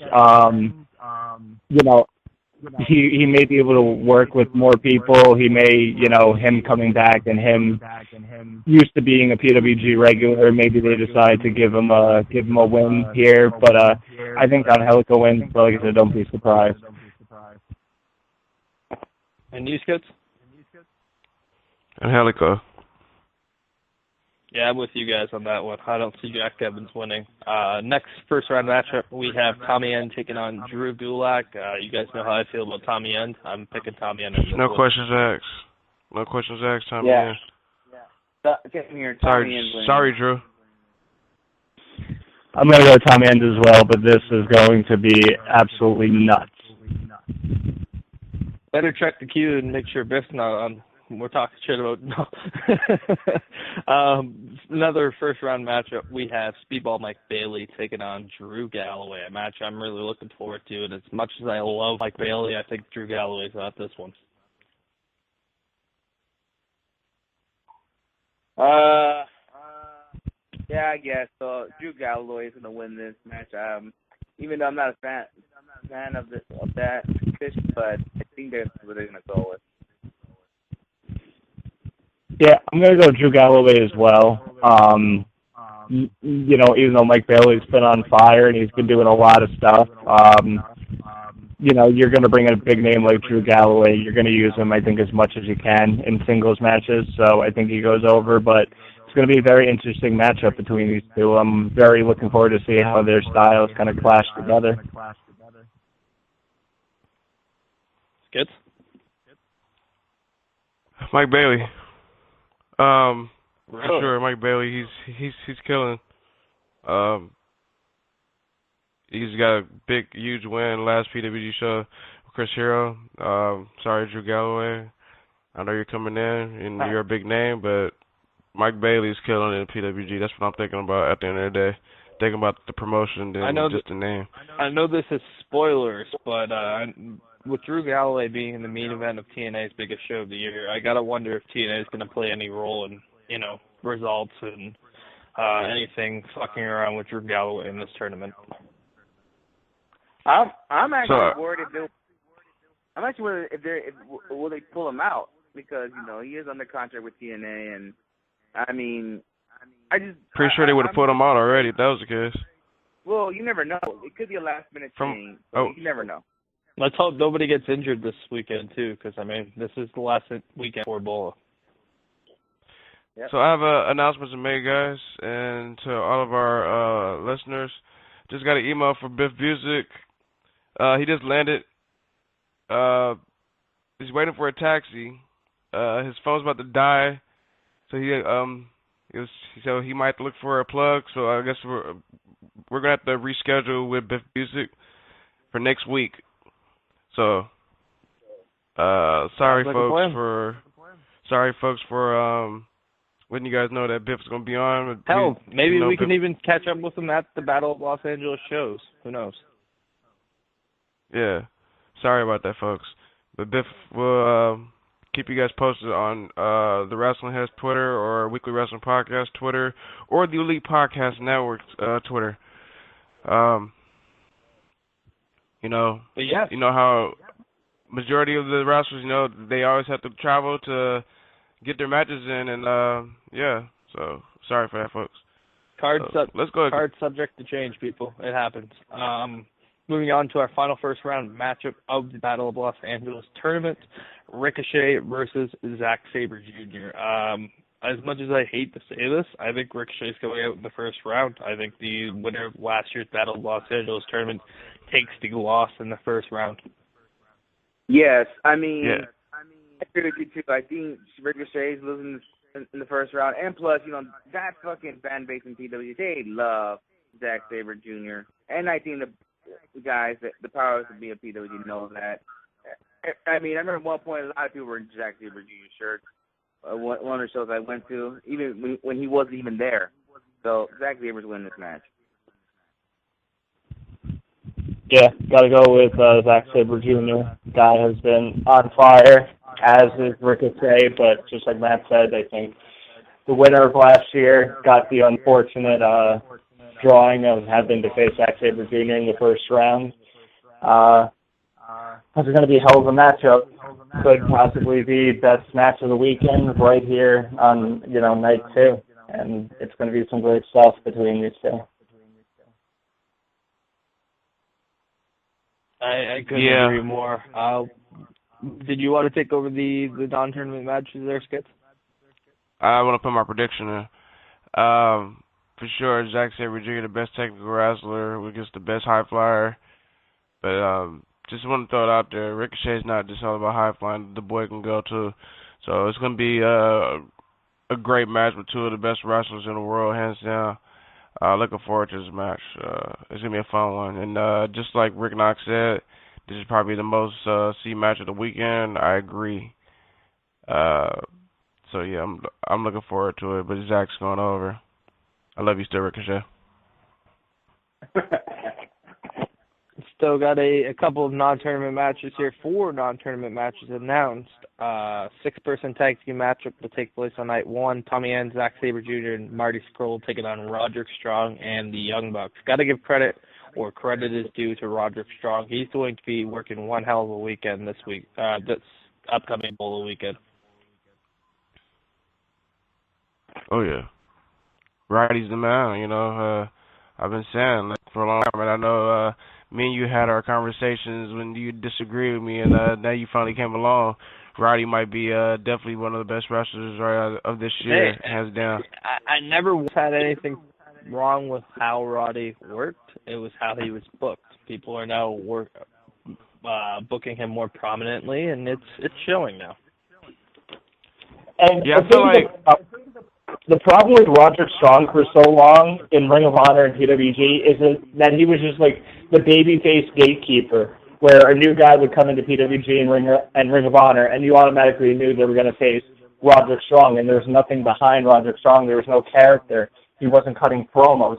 Now we're seeing a heel Roderick Strong, and he's the best ever because he has, I think, the most character that he's ever had. He's cutting the best promos that he ever had, and he's having some of the best matches that he's ever had because I think that kind of comes out.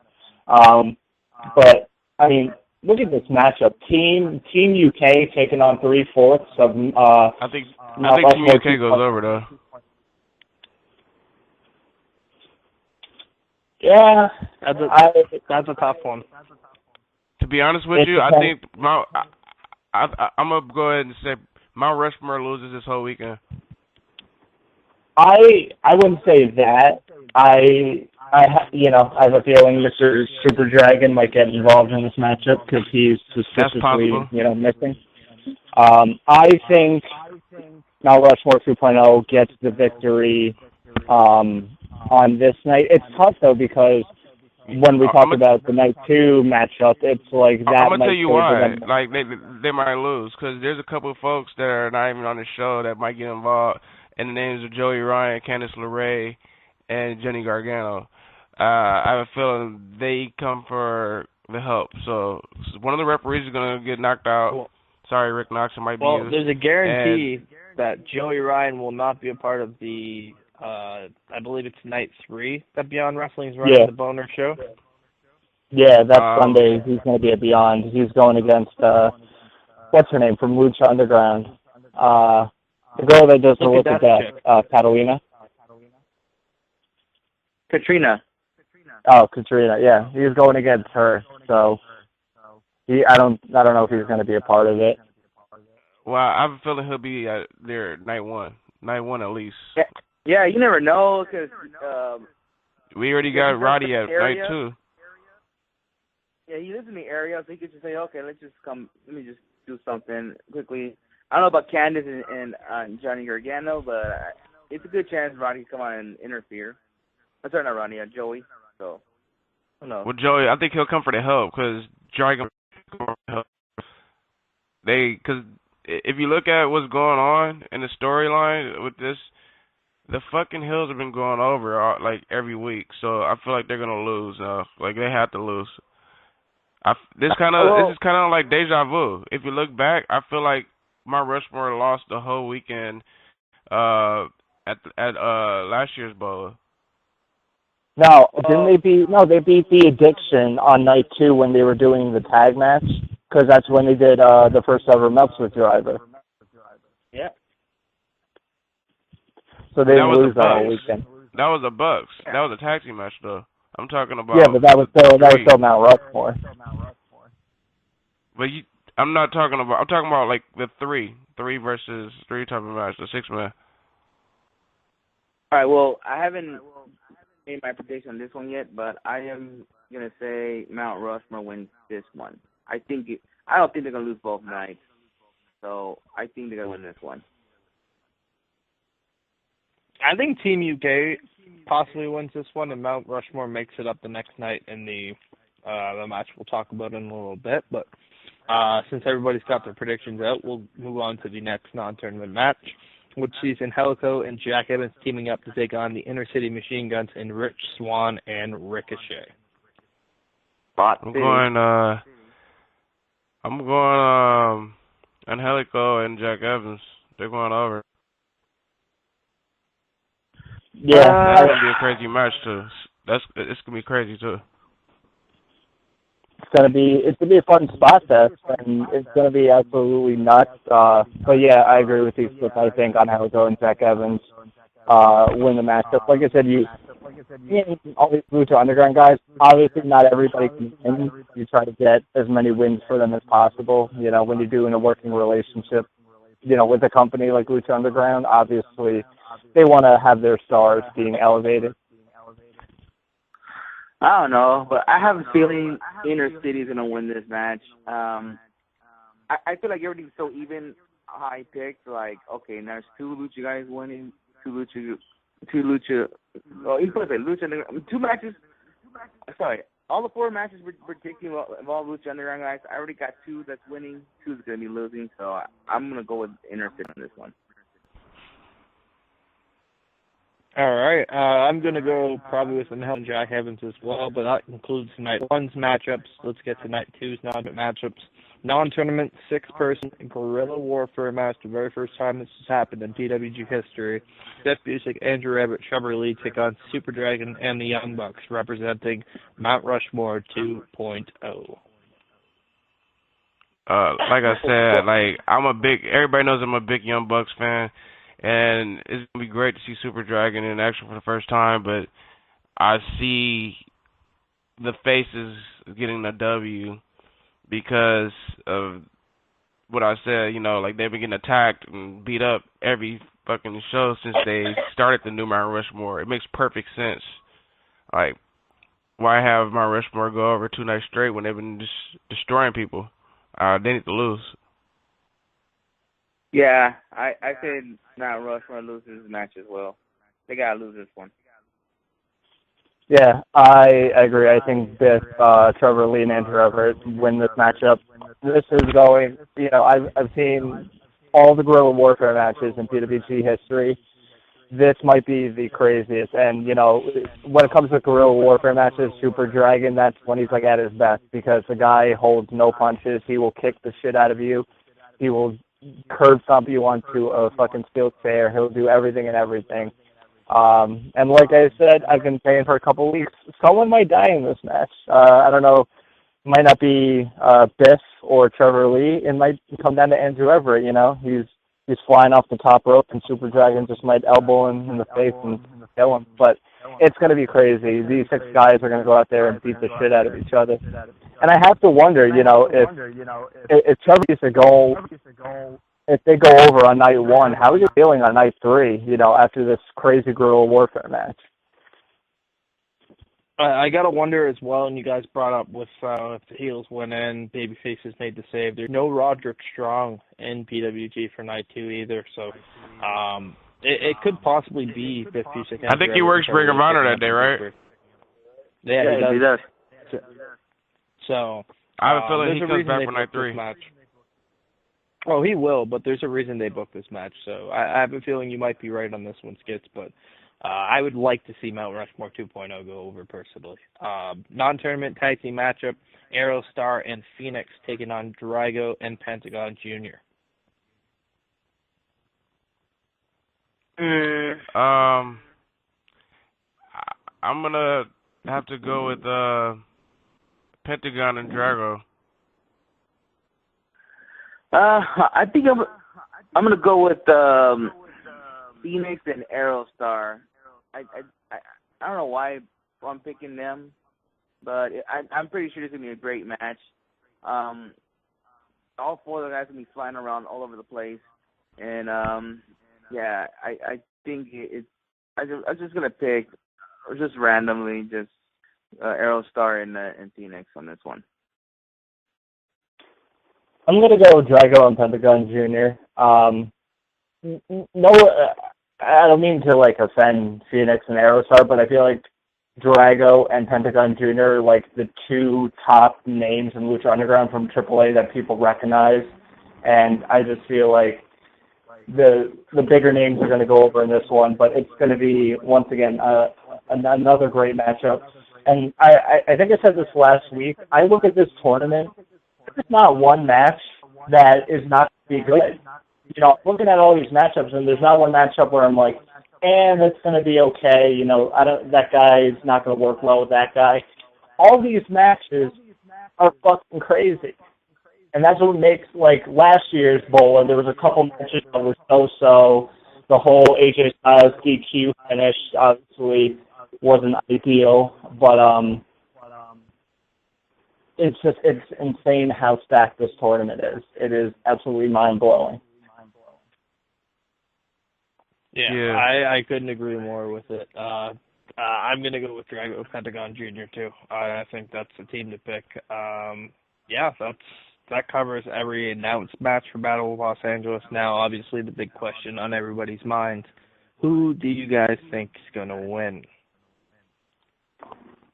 Yeah, and I guess we can also predict who's going to be in the final 3 as well. Just throw it out there. I got my final 3. Go for it, kid. You're going to go? My final 3, I got Zack Sabre Jr., Will Ospreay, and Pentagon Jr. So you don't think Trevor Lee's going to win it? I could take Pentagon out and put Trevor Lee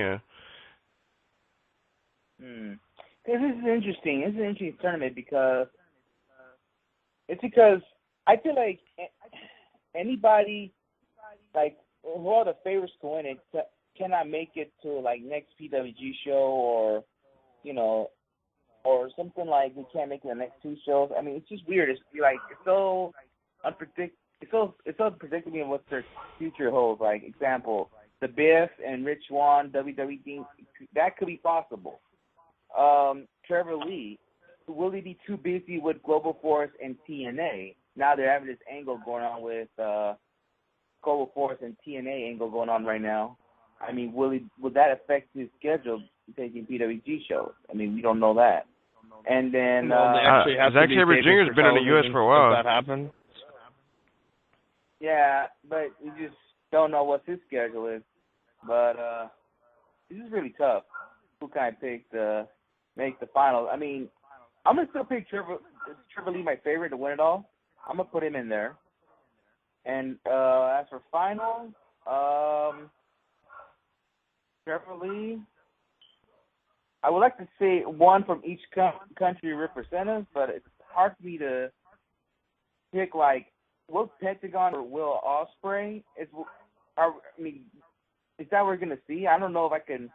Yeah, I have Pentagon over Will Ospreay, but if he does, I'll pick him going to the finals. But so I'm gonna pick my triple threat is gonna be Trevor Lee, Will Ospreay, and Zack Sabre Jr.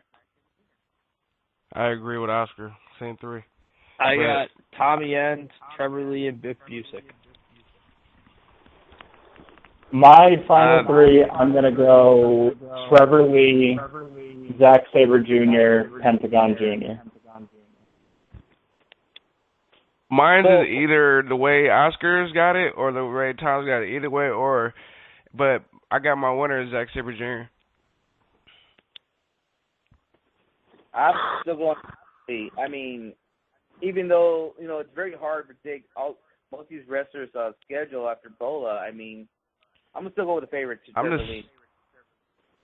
just saying, I know Zach, he's been doing Evolve shows, and he's been going back and forth from Japan. Like, he's been just being a straight workhorse.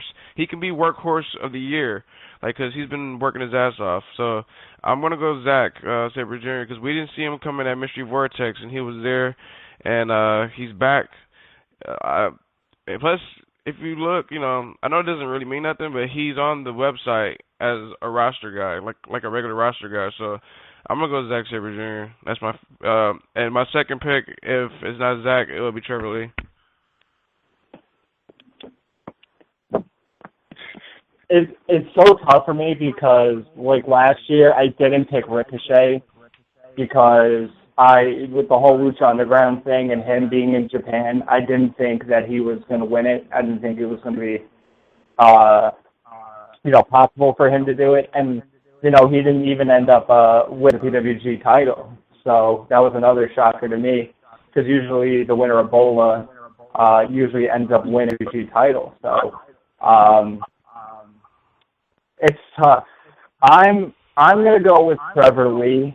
If Trevor Lee doesn't win it, then it has to be Zack Sabre Jr. Yeah, I got mine either being Tommy End or Trevor Lee. I'm sticking to my pick from months ago. Mad respect for Tommy End. Mad respect for Biff, but I don't know. I just don't see those guys winning. I love them all, but that's the guy who I see winning. Either Zach or Trevor. Like, those are the most hot guys right now in Pro Wrestling Guerrilla. Like, you got to go with the guys that are doing good matches, and not saying that they aren't doing good matches, but the best matches. Zach just killed it with Chris Hero with his last appearance, and we know Trevor Lee. His storyline. It's kind of like I'm still trying to beat Mount Rushmore. We never got the end of that after Kevin left. Yeah, and a name that kind of pops into my head that could easily make the finals, and somebody that PWG can definitely start pushing is Timothy Thatcher. I don't think he's going to make it, but it wouldn't shock me if he makes it to the finals. He works a lot in Cali, and he's getting really big and involved as well. And so I wouldn't be surprised. I don't think he's going to do it, but yeah, Trevor Lee, like I said, I think it makes more sense because Trevor Lee, I think PWG looks at him and they're like, that's like our guy. Like, nobody knew him before he came into PWG, and then once he debuted, everybody knew him. So they kind of look at him as kind of their product. So they would, I think, be more inclined to put him over because they know he's going to make every single show. And he's, the guy's gotten so popular over, the past year. And the guy is absolutely crazy. And like Skip said, it fits into the storyline. So it's going to be one hell of a tournament, though. And it's so crazy because we all have basically different, predictions kind of the same, but it can go either way. We're not really sure, and that's what I love about BOLA is the unpredictability. Yeah. I mean, we'll see what happens in a week. Next week, basically. I'm definitely excited. It's gonna be a fun weekend. My birthday is gonna be that weekend. And plus the day before that, my birthday, I'm everybody. Your boy got an interview, so I'm pretty hyped about that too. So let's celebrate about me getting a new job and fucking my birthday. How about that? When is your birthday? What day? Saturday. The 29th. All right, so the 29th. I'll have to remember that. Throw it out on Twitter for everyone to make sure wish you a happy birthday. And like I said last week, listen. You guys and Tom Richards in one building in a hotel room together. Don't get too crazy. I want Matt and Tom to come back to Canada and the Northeast alive.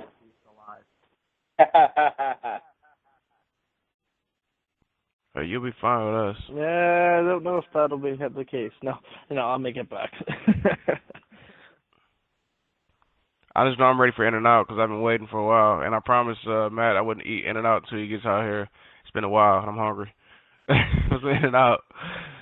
How about we take another break real quick? Is that cool, Joe? Let's do it. All right. Hello, pro wrestling fans. This is pro wrestler Brian Kendrick. Thank you for listening to Wrestling Heads. This is Donovan Dijak. You and everyone else in the Big Man Brotherhood are listening to the weekly wrestling podcast. Don't stop believing! Welcome back. Go down. Shit.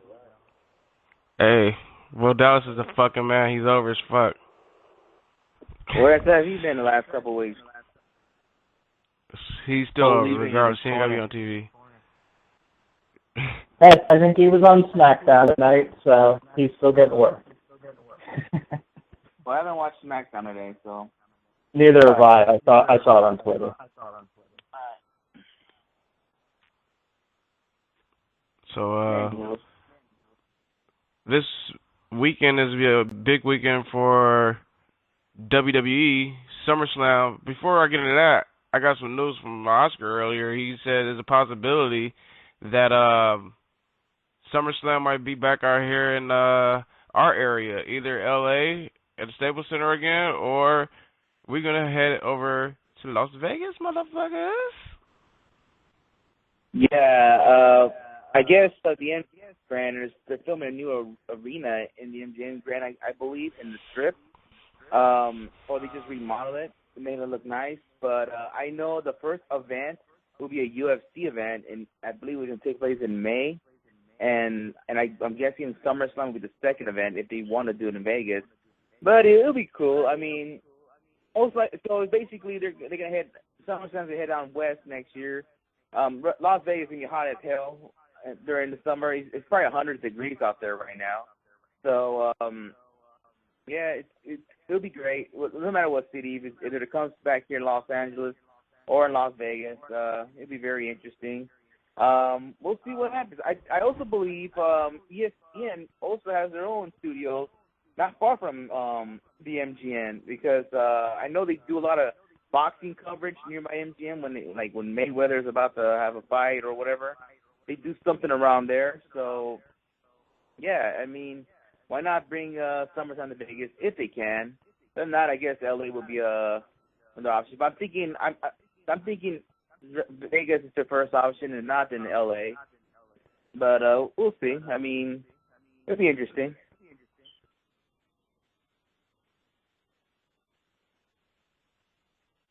How you guys feel about that? I don't know. I feel like after SummerSlam's got away from the LA area finally, I think they're going to stay that way, and I don't think we're going to see them go back there next year. I mean, yeah, it's tough to tell Vegas, with WWE because WWE just like goes back and forth between cities for big events. Like they'll stay in one city for a couple of years, but then they'll move, but then they'll go back. It's always tough to tell. Yeah, and you know, I mean, I was at one point getting sick and tired of SummerSlam. I was thinking, why can't we get something else? Why can't we get a Royal Rumble here? Obviously, you know, we couldn't get a WrestleMania due to the fact that we don't have a football team here. But it looks like we can have a football team. We probably know in the next few months if we're going to have one or not. And if it does, then, you know, we might have a WrestleMania here in a few years. But as for SummerSlam coming back here, I mean, if it does happen again, oh well. I mean, I understand why they didn't do it this year due to the fact that they don't want California to have all the big WWE events. That's why they had SummerSlam in New York, because we all know WrestleMania was in San Francisco, which is a 5-hour drive up in here. So they don't want to do that. I mean, now next year, well, obviously. But Las Vegas is definitely like a good spot. That's a money spot. Like, you know how much money WWE make? Like, I'm pretty sure they could find somewhere to have like a little meet and greet type of thing and stuff. Vegas is a great spot to have SummerSlam for sure. Like, that would be the money. Knowing these hotel prices in Vegas, if you want to go to Vegas for SummerSlam, we better save some money, because most of these hotels in Vegas, like, if you guys are listening, never been there, like on the Strip, they're like very expensive. They could be like $250 a night. So those hotels are very expensive out there if you want to sleep in the Strip. Outside the Strip could be cheaper, but just putting out there, the Strip is always popping in Vegas. You know how it was last year in Ring of Honor. So, and you know, rumors have it Ring of Honor could be coming back for the 14th anniversary in Vegas. So who knows? Guess he might be going to Vegas twice next year. I'm with it. Turn up. See, Vegas is a good spot, like, for like the whole entire Elite Podcast Network should fucking just do like a fucking get together or some shit. Like, Tom, get your ass to Vegas. Matt, get your ass to Vegas. Fucking all y'all. You know, most of you guys not old enough to gamble, but you know, it's a good spot. Hey, we would have had one if Tom would have came to BOLA. I'm just saying. Listen, hey, first of all, what are you talking about? I can gamble. I'm of age. I can gamble. I'm not saying it's not 21. So I'm just saying, like. Oh, let's pick on the young guy. All right. I'm not picking on you. I'm just saying not all of us are 20. But, you know, just coming to BOLA this weekend, I don't want to say we're babysitting you, but that's how we're going to end up doing it. Stop it. What's that? Wait. Do you guys hear that? I think that's the corner calling Oscar. Yikes. Wow. The corner is you for not coming to this fucking event. So that's you should get in the corner for that. I mean, if you wanna give me the money, you know, that would be. All I gotta say to that. Oh, shucky, ducky, quack, quack. Shit, if I had the money, bring your ass and Nathan and True God. I would have paid for all your flights if I had the money. Well, I definitely True God ain't coming that. to no PWG. He can sit in the corner. I don't know. Well, I don't want to answer that. I'll let you get through that. We're not even talking wrestling no more. Shit. We might as well end the show. Like, all I know is Takeover Saturday. Watch that stat card. A lot of new I folks can't wait for Kevin Owens to win the title. It's in the corner. I'm a psychic. I'm a psychic, so I'm predicting that's gonna happen. Sit in the fucking corner, please. Oscar, you're my boy, but sit in the corner for that comment. I know everybody else is like, he needs to sit in the corner. Man, the corner is very comfortable. Don't go over to repose, because he knows all about it. But let's Hey, Matthew. When we go to the corner of Skip's block, you might see something interesting. Wow. Anyways, I don't know what he's talking about. But when we get the Reseda, you might have to sit in the corner for that comment. And unless you're talking about these fucking hoes in the corner. They ain't gonna be in the corner in the daytime. What the hell are you guys talking? I live in L.A., bro. He said you might see something interesting in the corner. In fucking California, Los Angeles, California. Oh, my God. Where I stay in the hood, it's nothing but rats at the corner every night. But that's another story for you know what? I was going to say something about that. When did we go to talking about Rosa Mendez on Wrestling Heads? I got to ask. Don't talk about Rosa Mendez. I like her. She's having a baby. Anyways. It's probably Michael Hayes. It's probably mine. But yeah. Yeah, right. Get out of here. Enough of the clowning here on WH Radio and WBP's special BOLA show.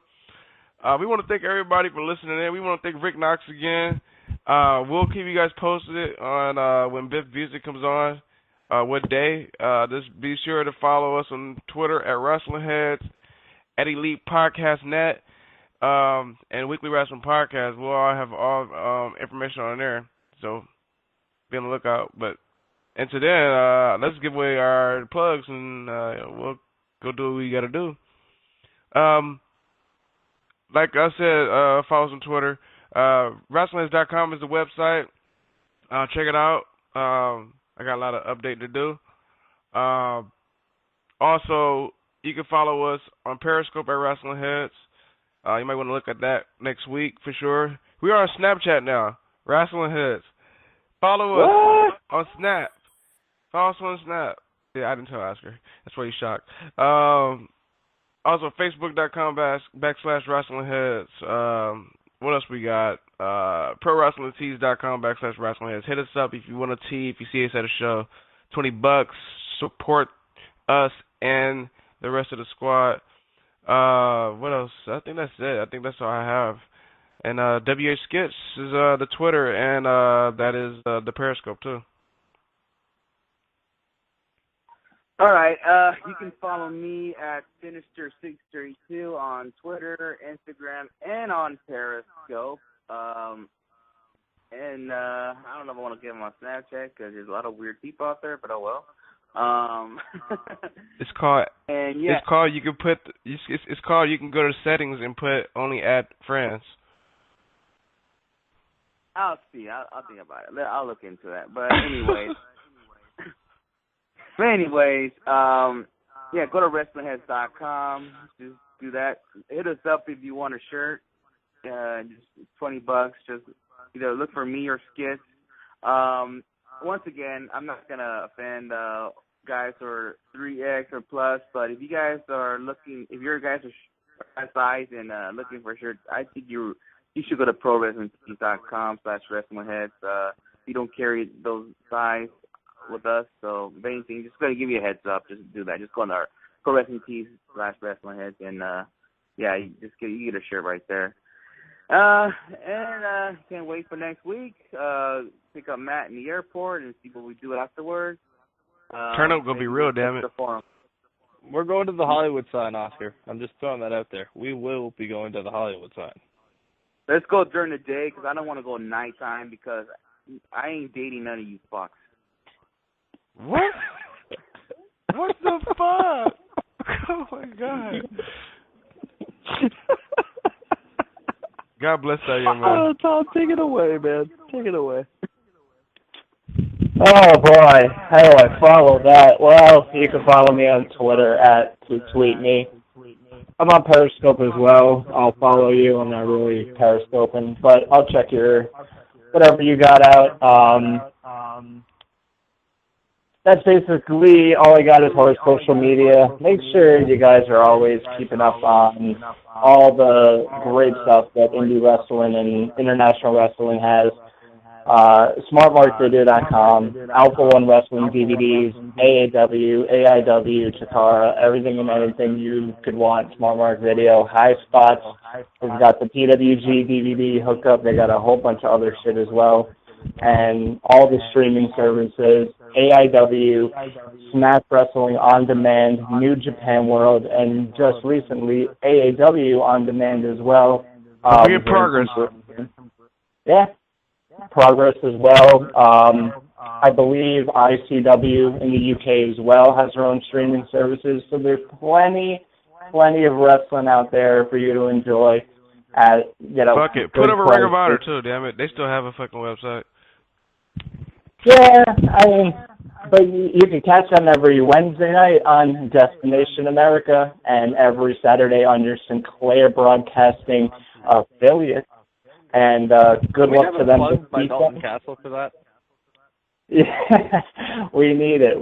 But good luck also. Tell Dalton Castle to hurry up and get on the Elite Podcast Network, damn it, because we're trying to get him on.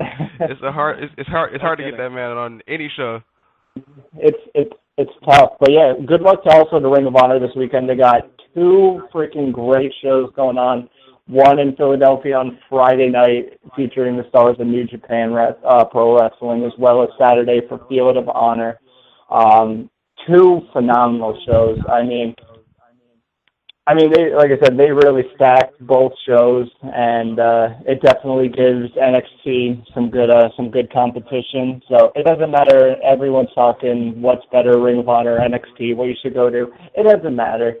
It doesn't matter. Pick one. Heads or tails, and whatever show you go to, you get your money's worth. You'll have a great time, and you'll see some great wrestling, and that's what it's about.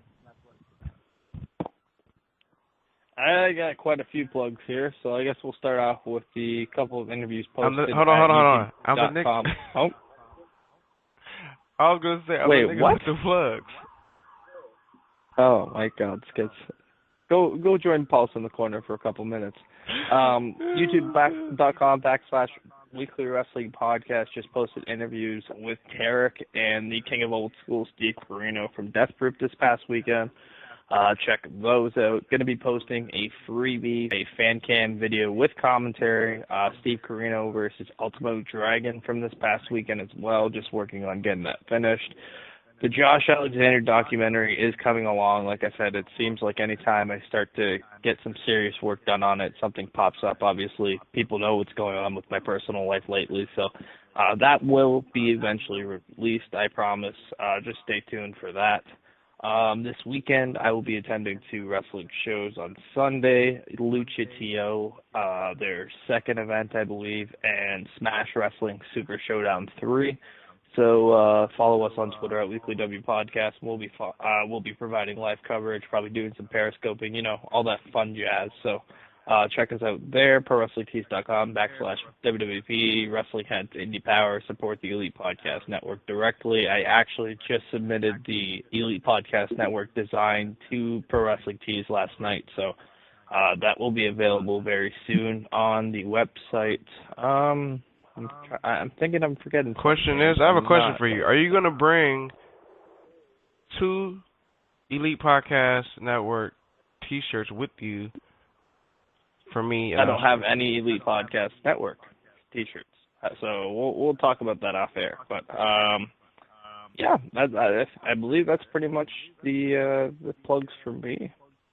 I gotta say, it was crazy to see Ultimo Dragon up in Canada, and I also have to give I said it on Monday, but another big shout out to everyone at Fighting Back over the weekend. Freaking $24,000 total raise. I think their total for 5 years is up to $84,000. It was a great cause, and I had a buddy who went up to Canada and saw Ultimo Dragon live, and it's always great stuff. I always love seeing all the charity events and something that goes to a good cause. So big shout out to all the guys at Class Act. Dude's a class act, and I bought myself a replica Ultimo Dragon mask, so I'm a fat ass mark. That's all I gotta say. I think Oscar met Ultimo Dragon too at WrestleMania weekend. Yeah, I did. It was pretty cool. Good experience. I mean, he's a fucking legend in Japan. And Ultimo Dragon is one of the greats of all time. I mean, there's one point you saw a picture, he had fucking 20 belts around him. Like, god damn. It was a dope show. I want to thank Rick Knox. I had fun talking to him. It was pretty fun. One of the funnest interviews so far this year I had. But yeah, again, everybody here. What was that? You realize we say that for every interview. We're like, man, that was such a fun interview. That was the funnest interview. Oh, wait, no, that was the funnest interview. I mean, I can't think of a bad interview we've had this year. It's been great. Yeah. again, everybody here on the Elite Podcast Network, we want to thank everybody for listening. And just stay tuned on our social medias for the next dope show that we're going to have. Until then, I'm Skitch. That's Oscar. That's Tom. That's Matt. Peace, motherfuckers. Peace out. Peace.